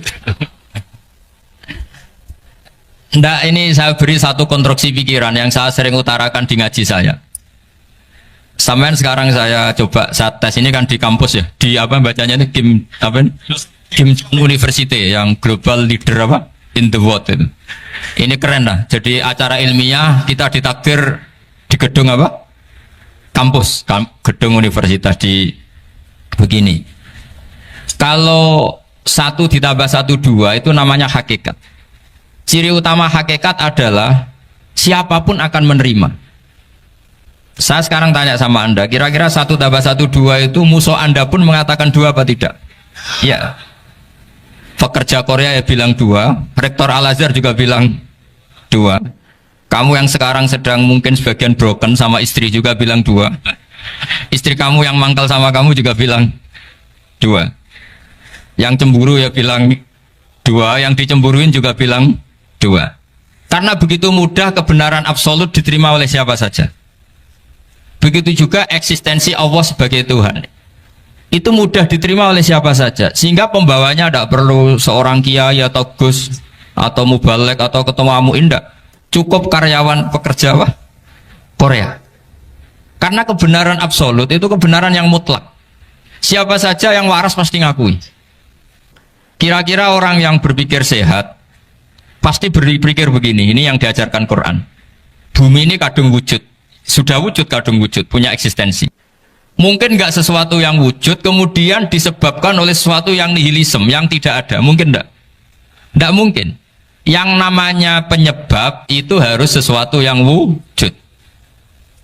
Di mana-mana penyebab itu harus punya eksistensi. Karena langit dan bumi ini kadung wujud, pasti penyebabnya adalah wujud. Karena wujud penyebab harus bersifat super. Lah bersifat super ini oleh ulama dikatakan wajibil wujud. Itu akal siapa saja akan terima. Cuma kemudian setelah nerima itu orang macam-macam cara berpikir. Mungkin orang Jawa dulu bilang itu Sahyang Widi. Kalau orang sini mungkin bilang apa itu? Dewa atau apa ya?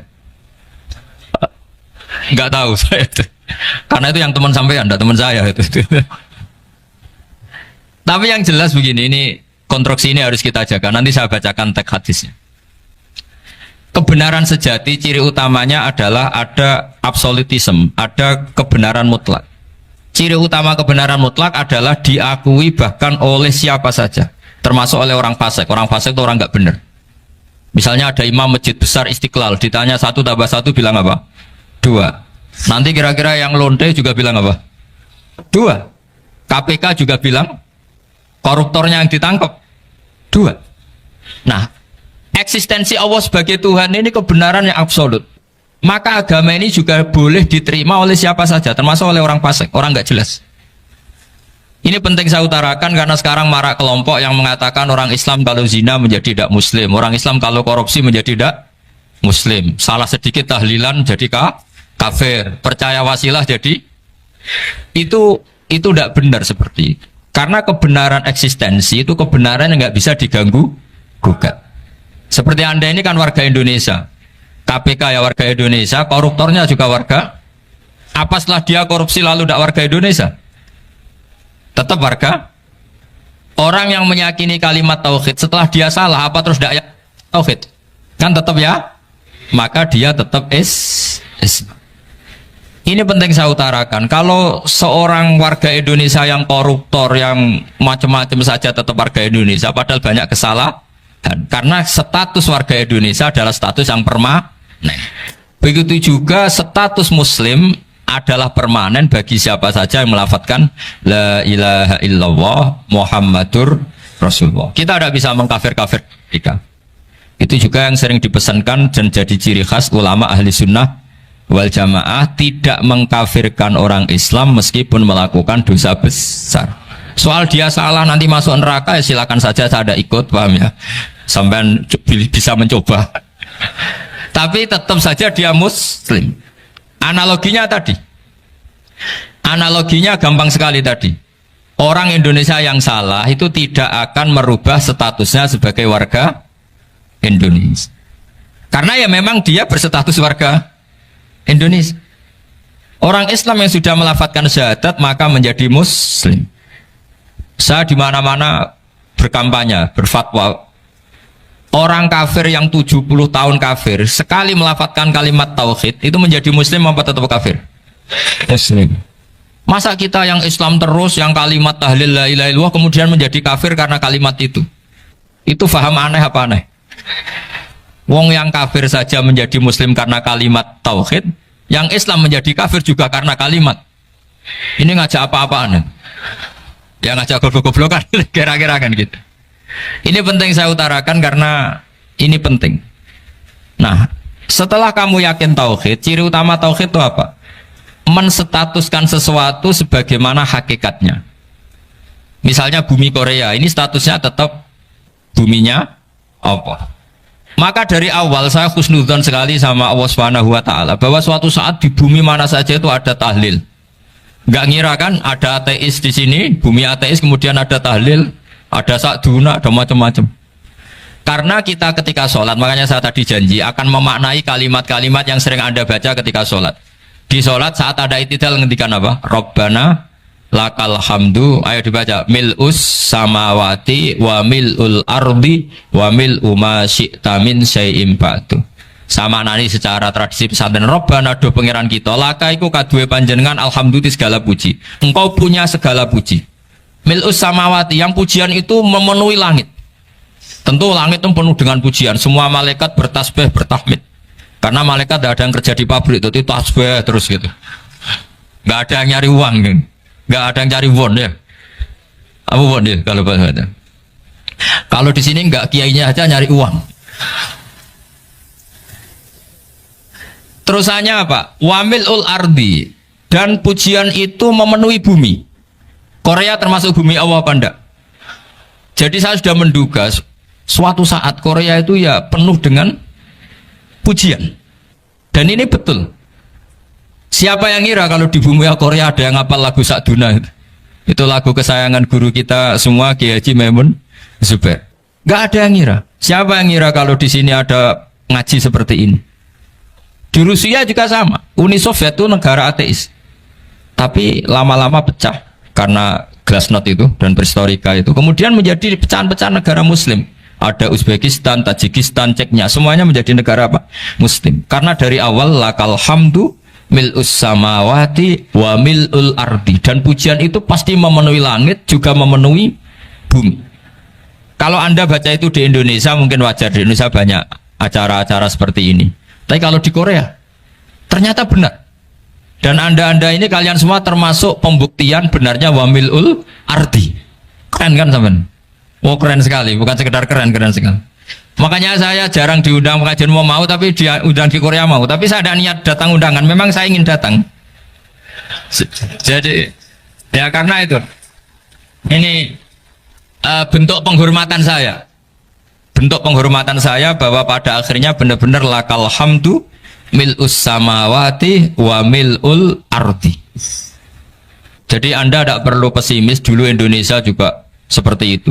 Banyak Buddha, Hindu, semacam ateisme. Kemudian berkatnya para ulama sekarang jadi negara yang mayoritas Muslim. Korea, barokahnya orang-orang kedonyan seperti ini banyak Islam gitu.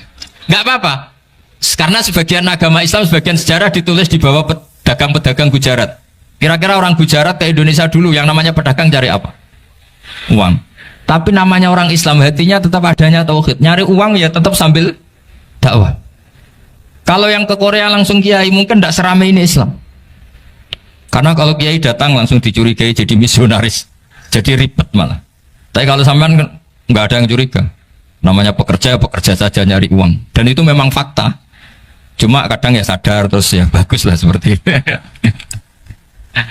Nggak apa-apa. Maksud saya ini saya memberi support, memberi tasjek bahwa Allah itu luar biasa. Jadi kalau ingin menyebarkan agamanya macam-macam. Kadang kiai tidak bisa mengislamkan orang, itu anak-anak mahasiswa pacaran itu banyak yang pacarnya itu masuk Islam. Tapi sampean jangan bilang pacaran halal, ya tidak pernah halal. Tapi Allah kalau menghendaki memberi hidayah itu jalannya macam-macam. Ada yang lewat kerja, coba yang bayangkan ada tahlilan di Korea itu semua kiai tidak pernah bayangkan. Tapi setelah banyak pekerja di sini kemudian mereka insaf atau sedang insaf tidak tahu ini. Sampai kapan insafnya juga tidak tahu. Tapi yang jelas ini hebat, ini apa? Hebat. Tahu-tahu ya seperti ini. Makanya iman saja Rabbana lakal hamdu mil'us samawati wa mil'ul ardi. Masih ditambahi wa mil'u ma syi'ta min syai'in ba'du. Karena Allah itu zat yang tidak terperikan, zat yang tidak terbatasi. Maka pujian di langit dan bumi ini masih kurang.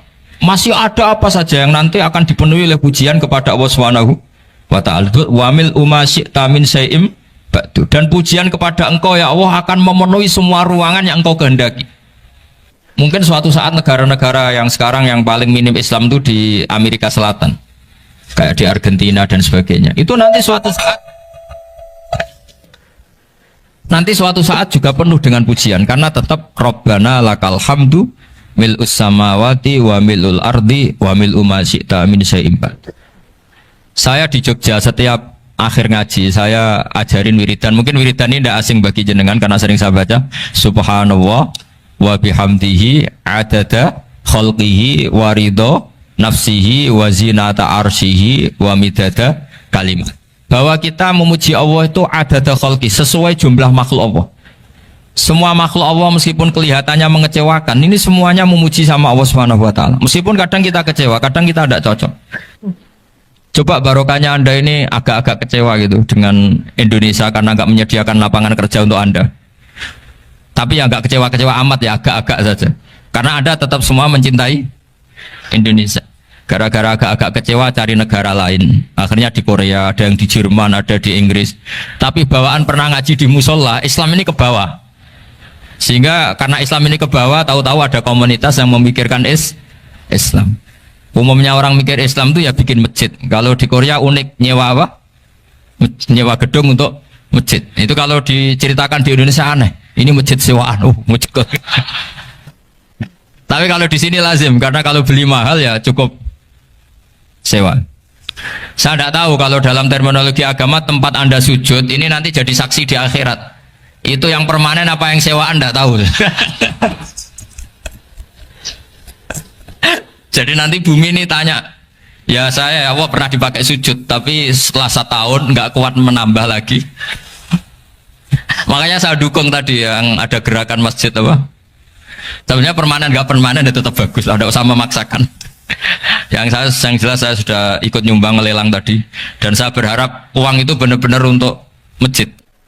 Kalau untuk tamirnya juga gak apa-apa, yang penting untuk menghidupi masjid. Saya juga termasuk kiai yang gak suka kalau hukum itu terlalu fanatik. Misalnya uang ini untuk masjid, kemudian imamnya diterlantarkan karena alasannya ini untuk masjid. Imam kan gak masjid. Nah ini kalau imamnya gak diservis kemudian mutung terus pulang ke Indonesia, ini jadi masalah. Tapi saya juga gak suka kalau ada negara gitu. Betul-betul saya gak suka yang imamnya itu terlalu diservis. Ini buruk sekali kan. Pernah ada anekdot, ini anekdot tapi nyata. Ada negara yang sangat sehat, ya. Islamnya sangat sehat. Itu imamnya 1 bulan tuh digaji 70 juta. Kira-kira 70 juta dibagi 1 hari berapa? 5 sholat ya? 5 kali 30 berapa?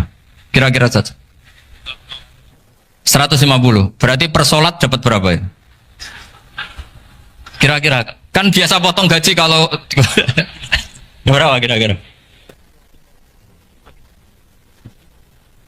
Singkat cerita, si kiai dari luar negeri tadi cerita apa Indonesia? Kiainya miskin-miskin, datang ke masjid kan kadang pakai ontel, adzan sendiri, qomat sendiri, sholat sendiri kadang. Itu nasib orang-orang Sragen dan Salatiga sebagian. Itu yang lapor karena mereka itu. Kalau Rembang insya Allah enggak. Tapi ada semuanya Salatiga, sebagian begitu. Itu yang cerita kiainya, bukan ini bukan hoax. Memang kiainya cerita nasib kiai di Salatiga Gus katanya. Itu digojlok, tapi tetap sholat. Sehingga cerita orang tadi cerita, imamnya di sana naiknya Mercy, muadzinnya pakai BMW. Itu tetangga sebelah Indonesia banyak yang fasilitas imam seperti itu. Karena gajinya sampai 70 juta.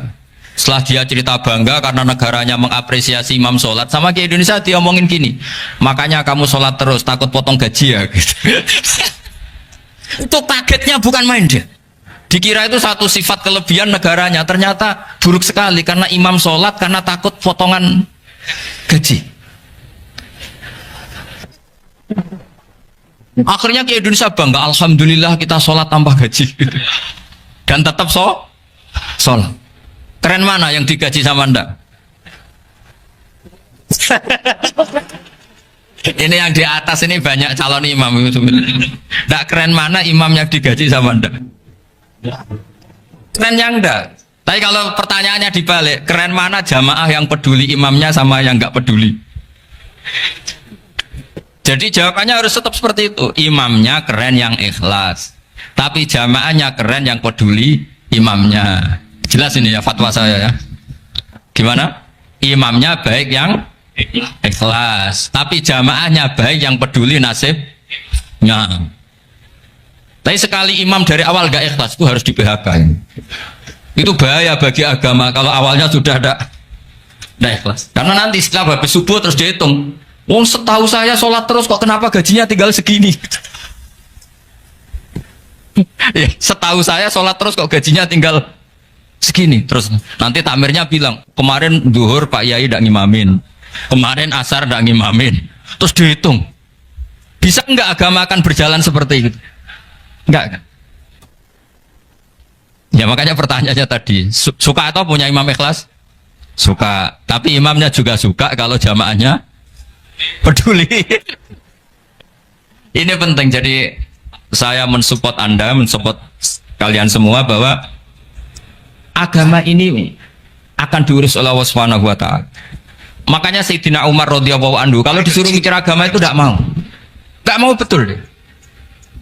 Ketika Umar jadi khalifah itu puncak keemasan masa Islam. Semuanya stabil, semuanya hebat. Sampai Irak, Iran zaman itu Persia masih semuanya, Mesir itu semuanya ikut Islam. Ketika Islam pada puncaknya, yang dikhawatirkan oleh masyarakat adalah begini. Lalu setelah Umar itu bagaimana? Islam setelah dipimpin orang yang tangguh, yang kuat, yang waroi, yang zuhud. Lalu setelah Umar itu gimana? Tapi Umar disuruh mikir gak mau. Sampai setiap Abdullah bin Umar jalan-jalan di kampung-kampung itu abahnya dianggap pecundang. Tahu sampean pecundang? Orang yang gak tanggung jawab. Karena orang-orang bilang gini, ya Abdullah bin Umar, bagaimana pendapat Anda kalau ada penggembala kambing di tengah hutan atau di tengah padang rumput, kemudian dia ninggal gelanggang kambingnya, kamu anggap penggembala ini gimana? Oh itu penggembala yang dolim itu. Pasti kalau kambing ditinggal ya kacau. Apalagi ini umatur Rasulullah Shallallahu Alaihi Wasallam. Ini abah kamu tidak pernah wasiat, tidak pernah ngatur suksesi. Lalu Islam setelah dia bagaimana? Suruh dia ngomong penggantinya siapa? Karena beliau sudah sepuh, harus ada suksesi. Akhirnya Abdullah bin Umar lapor ke Umar. Ini gimana bah orang mengkomplain begini. Apa kata Umar? Agama itu beda dengan kambing katanya. Agama itu milik Allah Subhanahu. Mbok saya pikir, tidak saya pikir tetap jalan. Nah ini terbukti. Jangan ulama ya ndak, mufti ya ndak, tapi bisa menjalankan agama. Kalau agama sampean pikir malah rusak. Sudah pokoknya lakukan saja, tidak usah dipikir. Akhirnya betul. Karena agama ini milik Allah. Soal kita serius memikirkannya itu karena khidmah, karena kita ingin berbakti pada agama. Tapi Anda tidak boleh berpikir kalau agama ini butuh pemikiran Anda. Beda loh ya. Kita khidmah agama serius karena kita ingin mengkhidmai agama. Tapi agama ini tidak pernah butuh kita, karena agama ini akan diurus oleh Allah Subhanahu. Coba pas sampean kecil, orang jilbaban di Indonesia itu banyak apa banyak sekarang? Banyak sekarang. Kiainya mutu orang dulu apa mutu orang sekarang? Tapi perkembangan Islam itu ramai sekarang apa ramai dulu? Ramai sekarang. Islam menyebar di seluruh dunia itu zaman Wali Songo, zaman sampean keren mana? Keren sekarang. Kualitas solehnya sampean sama Wali Songo? Wali Songo. Ini betul. Karena agama ini diurus oleh Allah Subhanahu wa taala. Maka kata Sayyidina Umar, agama ini innallaha ta'ala yahfadzu dinah. Innallaha ta'ala la yudhi'u khilafatahu waladina. Allah itu tidak akan menyia-nyiakan agamanya. Ini terbukti. Agama ini pernah dipimpin orang terbaik di dunia, yaitu Rasulullah Shallallahu Alaihi Wasallam. Ketika beliau intaqala ila rafiqil ala, ketika beliau pindah ke alam sana, diteruskan oleh sahabat yang tentu jauh di bawah Rasulullah. Diteruskan tabiin, diteruskan para wali songo, diteruskan yang sampean yang jauh di bawah wali songo, sejauh-jauhnya. Tapi agama jalan sampai Korea. Agama jalan sampai apa? Dulu wali songo itu hanya sampai Mojokerto, sampai Tulungagung. Di bawah sampean, Kelayaban sampai mana nih? Korea. Coba kalau Allah nggak ngurus, nggak bisa. Yang gerakkan hatinya sampean peduli sama masjid siapa? Allah Subhanahu wa taala. Yang menggerakkan hati sampean peduli sama agama siapa? Allah. Tapi yang menggerakkan sampean ke Korea apa? Uang kan?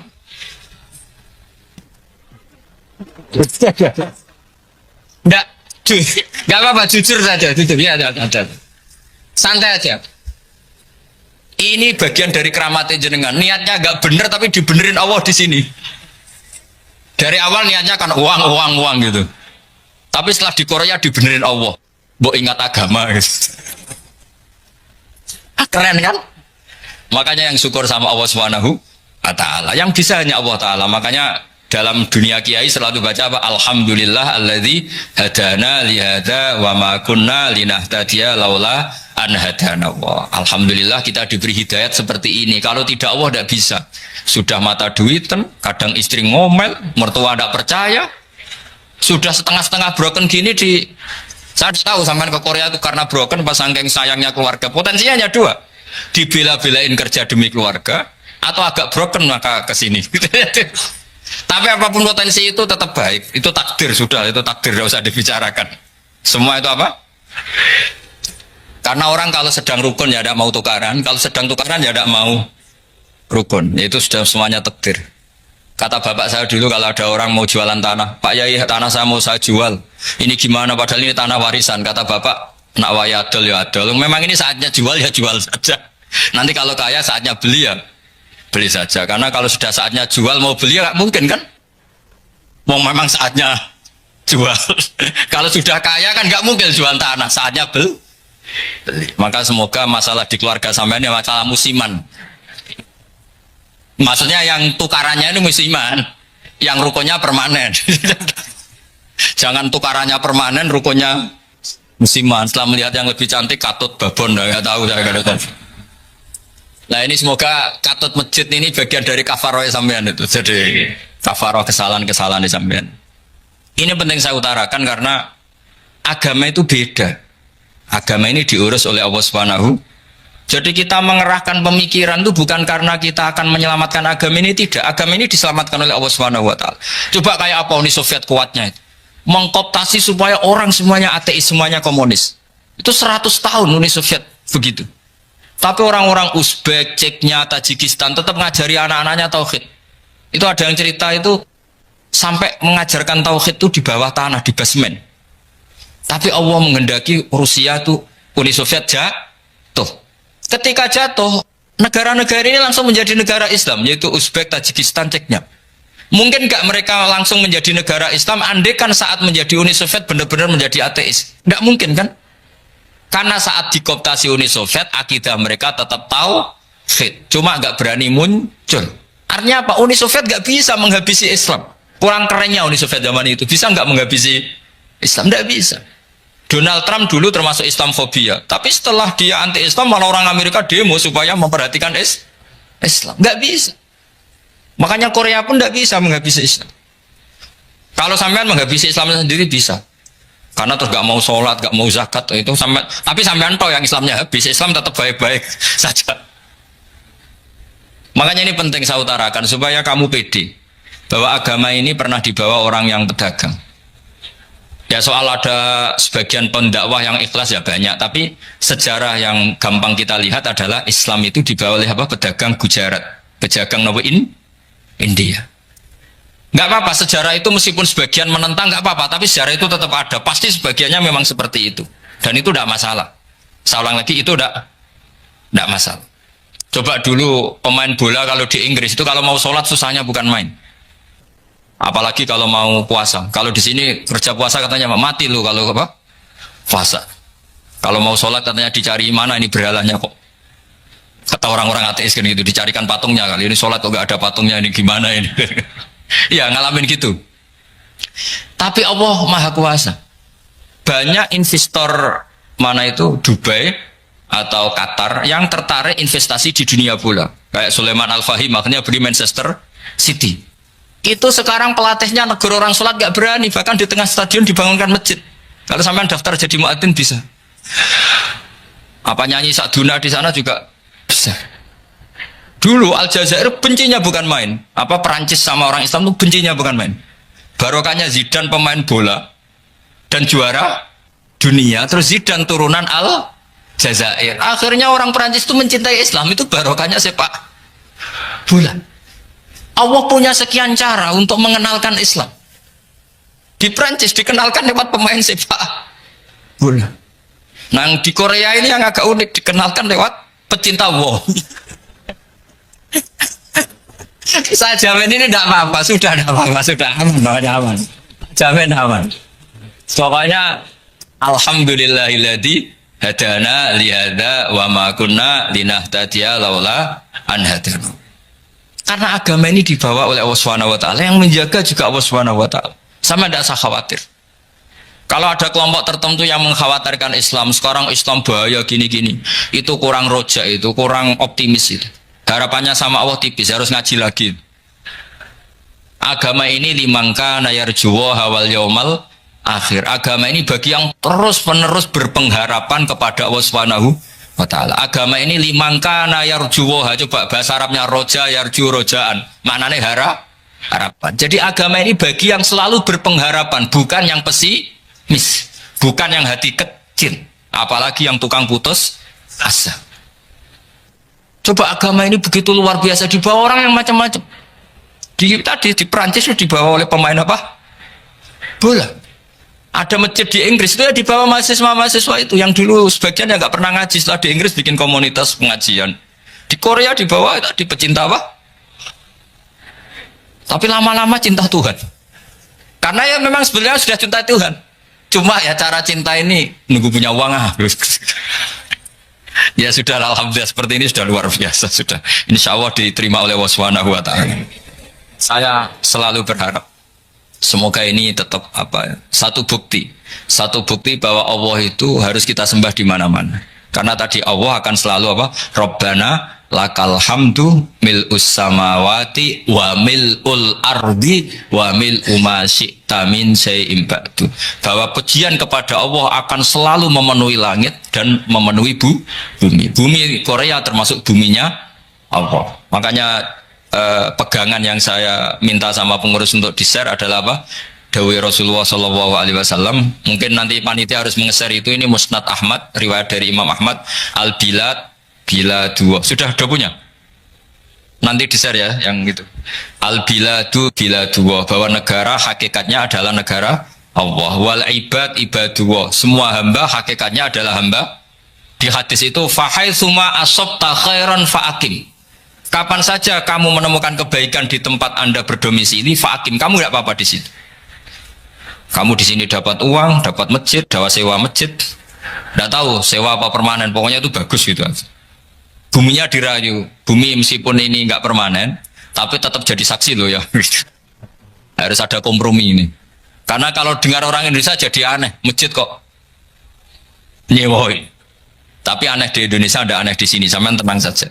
Tentu malaikat pencatat di sini juga sudah tahu kalau sebagian masjid itu sewaan. Jadi ya ada iskal-iskal amat lah, sudah nggak janggal-janggal amat karena kondisional Jadi saya nanti minta panitia supaya menge-share tadi hadis riwayat siapa Imam Ahmad bin Hambal yang diriwayatkan oleh salah satu minal asroh al mubasysyirina bil jannah, yaitu Zubair bin Awam. Nabi ngendikan al-biladu biladullah, negara mana saja adalah negara Allah. Wal ibad ibadullah, semua hamba adalah hambanya Allah. Fahaitsuma asabta khairan, di mana saja kamu mendapatkan kebaikan, fa'akim, kamu tidak apa-apa berdomisili di situ. Ya saya mohon ini penting sekali. Pokoknya saya mohon kalimat tauhid ini dijaga. Karena kalimat tauhid ini kata semua ulama kasyajaratin thayyibatin asluha tsabitu wa far'uha fis-sama. Dan kalimat tauhid ini pasti tu'ti ukulaha kullahinin bi'izni rabbiha. Kalimat tauhid yang dibawa umat Islam seluruh dunia. Meskipun dia orang fasik, orang enggak benar, tetap tu'ti ukulaha kullahinin bi'izni rabbiha. Kalimat ini akan membawa berkah bagi orang yang dihinggapi atau didomisili umat Islam.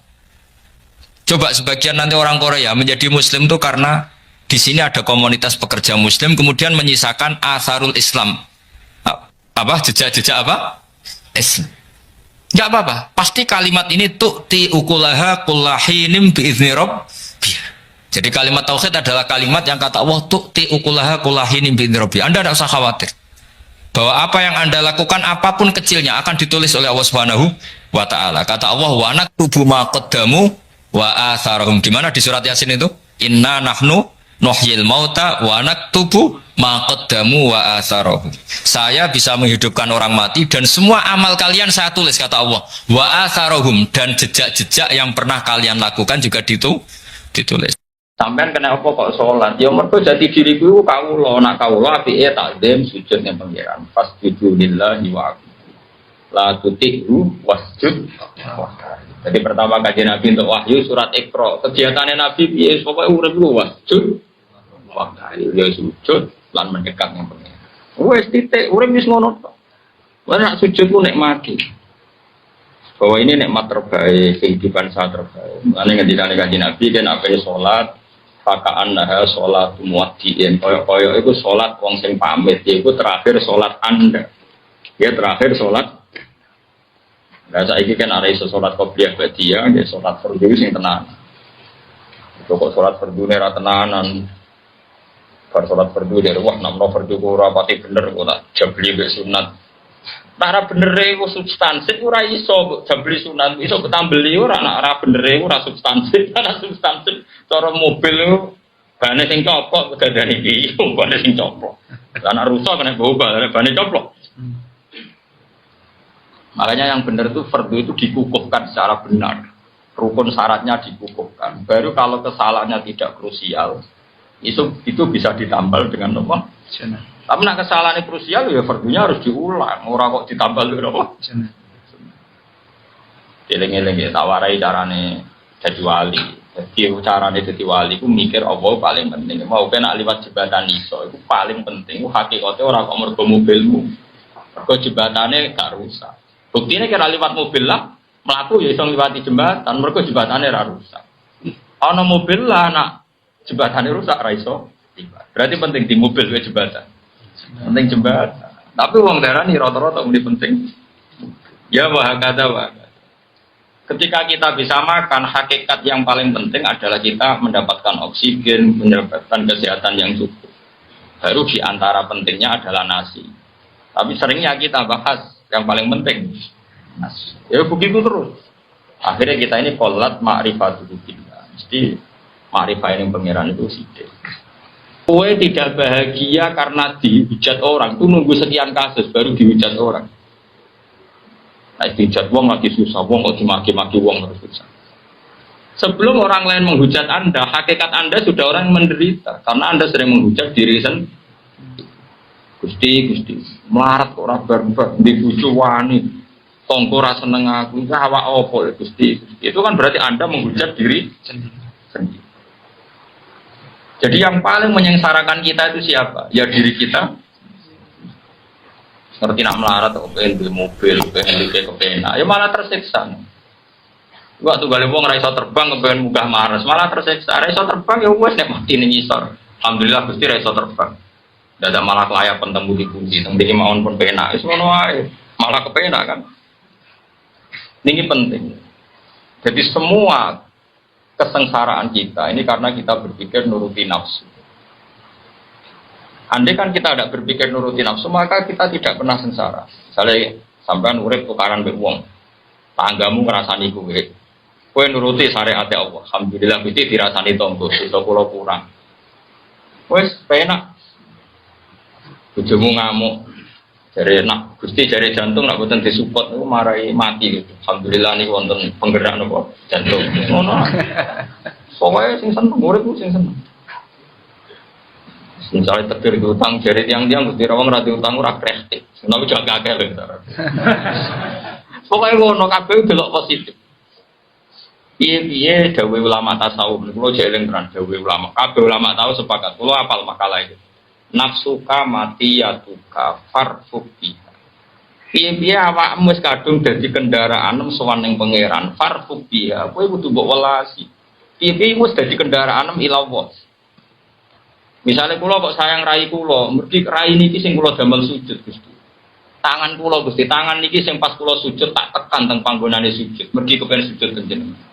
Jengkul kula Gusti niki sing kula damel sujud. Termasuk sifat yang buruk sekalipun. Misalnya Anda duwe verji. Gusti, baru kayak kalau jimak bojo kula gadah turunan. Turunan kula mesti jemben do kepengin sujud panjenengan. Dan itu Nabi biasa membicarakan gitu. Nabi boten tiang Jogja, tiang Solo, terus nak pantes ra diomongno boten. Nabi tiang Mekah. Jadi yang hak ya ngendikan. Ya Nabi biasa ngendikan wa fi buti ahadikum sedekah. Bahkan dalam verji Anda, alat kelamin Anda juga ada sedekah. Sampai sahabat ditanya, bagaimana mungkin ya ayati ahaduna syahwatahu wa walahu ajrun? Bagaimana mungkin urusan seks dapat pahala? Kata Nabi, karena kamu kalau salah tempat juga dapat maksiat. Maka sekali orang bersenggama dengan istrinya kok niat ninggalno zina lan niat nglahirno umat Rasulullah, maka dapat pahala besar. Artinya semua yang ada diri kita itu adalah alat ibadah. Beda mripat. Wong delok wong alim padha karo ibadah sekian tahun. Kok kowe duwe irung ya mbok sithik. Mbok dicangkem mbok mangan, baru kowe mangan kowe kuat salat, baru kowe cangkem kowe iso wiridan. Semua ini sarana kita ilah, maka kamu jangan pernah tidak sayang sama diri kamu. Jadi ulama-ulama nafsuka mati ya tuka farfuk biha, kamu harus sayang. Karena semua yang ada di kita adalah alat kendaraan kita menuju ilah woi subhanahu.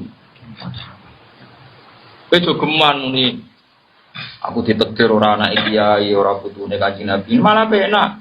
Anak kiai tanggung jawab berat, putune Nabi tanggung jawab berat. Apa wis pirsa kira bakat malah ora dipilih malah penak. Sing malah penak kan arek hormat ambek para putune Nabi, hormat anak kiai. Kan malah enak wong hormat yo ibadah. Ki dihormati nek ora kuat malah mari ujug, mari som. Wis malah enak kan. Justru kita punya kekurangan dadekno takzim ning wong liya sing sempurna. Misale wonten tiyang sing nasabe sempurna kados Kiai Kanjeng Nabi, wonten tiyang sing nasabe sae kados putu kiai. Kowe ditakdir misale anake bajingan, anak ora salat tapi salat. Malah unik kowe to. Wong anak ora salat kok dadi salat. Yo mulya dekne, mulya mau nasab sing apik-apik mau, tapi unik kowe. Unik ku kan yo penting. Pokoknya awakmu apapun yang terjadi ku sayang. Eleng-eleng makalah ulama ya, nafsuka mati ya tuka. Matiun mana kendaraan nafsuka mati ya tuka. Farfusika. Awakmu itu kendaraan ilallah. Malahnya buat saya. Misalnya kayak eleng rai, niki rai sing kula damel sujud, tangan sing kula damel sujud, sing kula damel sedekah, damel kula kerja golek nafkah sing halal. Bahkan farji sekalipun niku sing dadekno kowe taksir umat Rasulullah sallallahu alaihi Dawe Nabi tanakahu tanasalu takataru fa ini mubadin tikumul umam. Nang neka nang dia anak nak iso ya akeh. Aku iku bangga nak umatku akeh. Cuma nak zaman akhir tak tafsiri nak iso ya sing akeh. Perkara ini zaman akhir kadang wong ra siap anake akeh. Baru ya ora karuan. Itu maksudnya nak iso ya akeh. Dia sing dadi kebanggaane Kanjeng Nabi. Aja akeh terus ning dalan-dalan niku nggo lampu wah iku repot. Eleng-eleng ya. Jadi kita ini punya nafsu dan nafsu ini alat kita masuk surga. Mulanya dawuh Umar bin Abdul Aziz kula eling. Min mana kibi Umar bin Abdul Aziz itu dia ngendikan begini. Kula eling makalah. Innali nafsan tawwaqa. Saya ini punya nafsu yang sangat-sangat berontok. Berontok itu nak cinta, nak seneng itu ora kebendung. Umar bin Abdul Aziz dia ganteng anak rojo. Wah, wong wedok seneng dekne wong calon putra mahkota. Bareng dekne dadi khalifah awake kurun teh. Padahal pas jabat. Ditakoki. Kena opo sampean saiki kok puru padahal jadi presiden. Innali nafsan tawwaqa. Karena saya punya nafsu sing sangat beruntung. Aku zaman nom sekali seneng cawe itu kudu kasil dari bojoku. Saiki aku yo kepengin bus warga kudu kasil. Tidak rino poso nak bunyi tahajud. Aku innali nafsan tawa. Orang kaya aku seneng duit tenanan, bareng seneng tahajud tak beri. Oh, itu gak pria, itu gak ada selera belas. Seneng duit tenanan, seneng tahajud tenanan, bareng seneng pangeran sholat be angop.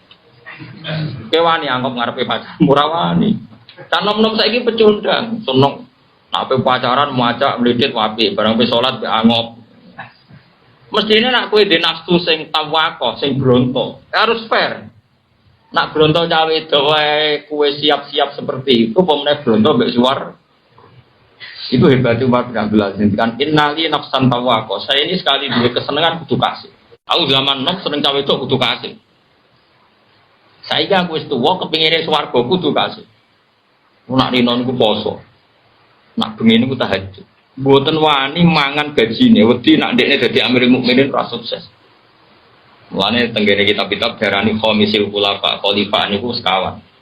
Ana khalifah dinasti tabi'in utawa tabi'in ya namung sinten Umar bin Abdullah. Lan disebut apa ya khamisal khulafa, gelar napa ya khamisal khulafa. Sampai. Jadi misalnya kados kula sebagai wong alim pengen tenan umat Nabi niku iso ngaji. Sekali ngaji ya seneng tenan, kula lara nak ngaji ya mari seneng tenan. Tapi nak urusan ra ngaji ini kula rada tersiksa. Ojo kok muni seneng tapi ora sithik prai. Kan kula mbek kiai-kiai yang loro prai niku rada engkang. Kok mboten ngaos nembe sakit. Kula rada engkang. Padahal pas nembe sakit salami templek ditompo mestine kula mboten sakit nampi nembe sakit kan dadi fair. Pas mulang sakit juga alasan prai, pas disalami templek sakit lah. Nompo cara kula ora fair, cara kula lho ya. Tapi sampean udah anut cara kula, rusak wong akeh paham. Cara kula iku ya biasa wae, nak lara sik kuat mulang nggih mulang. Wong mulang ora kudu teng majelis, misale teng rumah sakit sampean lara kan iso ngaji mek sing miliki. Ndak kiye ngomong apa ora ngomong ngaji. Wong ngaji di mana saja kapan saja. Karena tadi innali nafsan tawaqo, saya punya nafsu sing sangat berontak. Saiki tatuku nafsi ilal jannah kata beliau. Saiki nafsuku berontak ning swarga, maka saya akan menghalalkan segala cara. Diri saya akan saya pergunakan dengan segala cara untuk menuju nopo swarga. Lane niku irji ila rabbiki radiyatan mardiyah. Carane piye? Orientasine ning pangeran. Lagi rumusnya nopo fadkhuli fi ibadi. Kowe ngrasa bener-bener mau dadi kawula ning kene. Nang kawula ne pangeran ojo mentang-mentang juga terus ngatur-ngatur wong saenake dhewe, mentang-mentang wong alim saenake dhewe. Kudu mlebu fadkhuli fi ibadi. Apapun hebat Anda harus merasa jadi ubudiyah kemawulan ning pangeran. Jadi misalnya ke sholat, ya mergo diperintah pangeran. Budak kok kakean nafsu. Misalnya kita jadi budak, dikongkon masak majikamu masak sate, terus kita kepengen, kok aku entek 20 bunduk, itu sopan tau? Ora sopan. Tapi budak tenan kon masak sate, ya masak sing tenanan, kok majikan itu ben mangan sing enak. Ora kok koyo pengen mangan, padha kowe nek kepengin mlebu swarga ya salat sing tenanan, tapi rasa bayangno mlebu swarga. Nek wis fatkuli fi ibadi, kok lagi buat kuli. Jadi wong ora kepengine langsung swarga, tapi status kehambaannya tidak ditata. Kalau kalian malih, orang sekarang tuh ingin masuk surga, tapi status kehambaannya tidak ditata. Padahal urutannya kan fatkuli fi ibadi, kowe iku dadi kawulaku sing apik, sing ikhlas, sing orientasine ila Allah lagi fatkuli dan jannah. Lengi-lengi ya ayat Tuhan nafsul mutmainnah irji'i ila rabbiki radiyatan mardiyah. Urutane napa? Fadkhuli fi ibadi lagi wadkhuli jannah. Kalau saiki diwalik ya mulai saiki nak salat nikmati sujud. Jadi sekali sujud nikmati Allah matur nuwun Gusti jenengan takdir kula sujud. Kayak apa? Celaka saya kalau saya tidak sujud jenengan. Bar sujud terus imam ngadeg Allahu Akbar. Gusti kula siap berdiri demi nanggung perintah amar ma'ruf nahi munkar.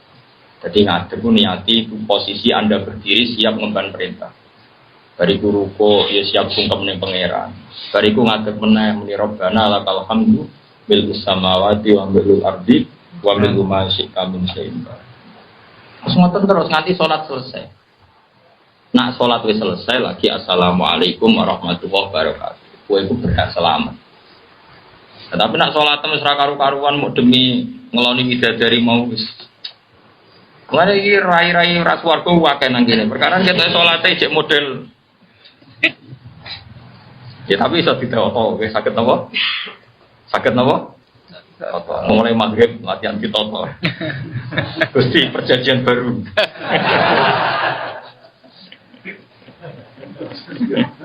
Gawe apa? Jadi orang perjanjian nama deh, Pak. Ini sholat model perjanjian apa? Baru mun niki demi jenengan Allahu Akbar. Dari malaikat tenan nih. Malaikat itu tidak percaya, sampai mana tidak percaya, gak meyakinkan. Saya ulang lagi. Andai kan Quran itu dibaca, ini saya ulang lagi berkali-kali. Andai kan Quran itu dibaca secara terbuka, secara nasional oleh para mubalik yang benar, orang yang maklar. Yang mubalik itu repot. Mubalik aslinya sakral. Cuma kalau sering kalau kritik itu, agar wong tukang pidato darah mubalik itu keliru kan. Sing darane mubalek man balagha anillah sing nyampekno kebenaran sumpah apa iku jenenge mubalek. Cek dibaji cek ora, cek ning podium cek ora. Nabi iku sifat wajib tabligh. Apa nabi nek ape ngendikan kebenaran itu tak ana podium, siapkan MC, kok aku tak ngendikan ono to ora. Ya orang Nabi ketemu Mustafa ya terus ngandani Mustafa. Kadang bersolat kepengen ngendikan ya. Ketika, gue nak wong itu apa? Sekumpul ngaji orang no MC ini. Ya orang usah podio. Aku mau balik tenan, aku mau balik bener itu. Tapi orang gelem ngomong barang kebenaran, ana sing bayar, ana sing nanggap, lagi gelem. Nah ngono tenan ya masalah. Tapi muga ora kadang-kadang dong. Andene ngono iku kadang-kadang tapi tenanane ngono ngisore panggung. Nah ngono tak dumano dunya akhirat. Kena ambek wong dhewean ngomong ra tenanan bareng panggung kok tenanan salamat. Ya lama berarti dia ngomong kebenaran tenanan nak dibayar. Nah ora dibayar. Ora tenanan. Berarti orang krono pengennya itu dikritik. Tapi kan rasa ngeritik biar akal asik kualas. Jangan kok kerja aku beda, aku rapoe kok. Senangan madana barang rapodo. Wah aku nak ngeritik ngono-ngono itu kan cuma melo. Ini permainan sesama kiai. Lu masih Imam Ghazali Ihya itu kitabnya dimulai kitab ulama sul. Memang sama Ihya muji kiai tok. Ihya itu di antara dibuka ngarang kitab apa? Bab ulama sul. Muhammad Imam Ghazali namanya Ihya itu dibakar bolak-balik. Ihya itu pertama terbit dibakar oleh Maghribi. Perkaranya dikawiti oleh ulama. Semua boleh ilmu rai pas sul. Untuk duit sul. Kiai kok ngongkonan santri sul. Berarti santri kok budak diatur ngalor ngidul sesuai hadun nafsi su. Wah iki kabeh mangan opo ya. Ora dia opo bisa kiai ku sing kasutnya wali. Kiai bisa sing kasut wae. Wali. Buang te opo iki srengenge terbit kok kula. Berarti pengeran hari itu balik ke meneh. Lah saiki ora sing kasut ra wali, ora ono sing elingno. Dhisik ku lah nganti dielingno Kanjeng Nabi ra wali lho. Qadiriyah itu ora seneng Imam Ghazali. Padha ulama ora seneng blas dene jenenge Imam Ghazali. Tapi padha wali ini. Muwi ketemu Kanjeng Nabi. Muwi ini lho Kanjeng Nabi sing boten seneng kita kula. Terus cewek Kanjeng Nabi dawuh, "Hati aliyah, saya ahli celuk." Berkali diceluk, "Saya aku wacana iki. Salah ning ndi kok nganti ora oleh wong iki." Diwaca. Bar diwaca salah iki. Akhire kok dia tangi turu terus pengumuman saya besok ngorek ya loh. Di saya usik hasutnya wali, jadi didadani Kanjeng Nabi. Saiki kan padha ra wali ini. Akhirnya sing iki wae ngomong ngalor ngidul ora ono sing negur. Lah apa Nabi negur kowe kenal e ora? Bisa iku tak cerita bisa iku ora ono ulama terkenal kecuali disahno Rasulullah sallallahu alaihi wasallam. Saiki ora disahno MUI cukup. Disahno MC cukup bang MC Misyabul Fadilah mobil khusus mobil Fadilah yang diwaktu sah terus pokoknya apa sah MC Muniki Haji yo sah yang baliho no kiai yo sah bisa orang Imam Ghazali Imam Syafi'i kuat mesti itu dibanding kajian Imam Bukhari pertama nerbitkan kitab Bukhari sing dadi as-sahihul kutub ba'da kitabillah sing dadi kitab paling sahih sawise Quran dan itu dan itu tidak meneliti hadis sesuai disiplin ilmu jenenge al-jarhu wa ta'dil mengecek kualitas rawi ini jenenge apa al-jarhu wa ta'dil. Lu tahu ini ada orang terkenal sangat-sangat soleh wonge alim Allah dan diparani Imam Bukhari itu pas makane khimar itu ucap di Jawa nak nyontono pitik aslinya zaman itu rano pitik persis contoh khimar tapi bagi Jawa contohnya jadi pitik bapak dimodifikasi jadi pitik khimar itu ucap. Terus dia gawa tibnan itu apa dedek dedak ya ditakok ning gone tangane. Lah khimar itu seneng ya parah. Bareng marah kabeh mangan terus dicekel. Ngono jet mabuk itu semula. 5 dalam takhudul hadis ini kaya ora sida ngaji hadis aku jenengan bodoni. Bodoni khimar kriminal dari Imam Bukhari. Jadi dari Imam Bukhari kok orang belajar dadi ke Jawa contoh kurus pitik barang marah kok cek. Ini dari Imam Bukhari kasih kopi. Mereka tahu bodoh ni kita. Mereka tahu bodoh ni wong. Bodoh ni memang liya. Ibu bodoh ni orang liya dok. Bodohmu yang korban kabeh. Agama yang bodoh ni. Rasa masalah biasa. Zaman akhir. Salah kakean masuk. Wes tak rasa tobat ya kangelan. Kok mau arep-arep rahmate. Wis tobatmu ora cukup. Nggo salahmu ora cukup. Sing cukup namung rahmate.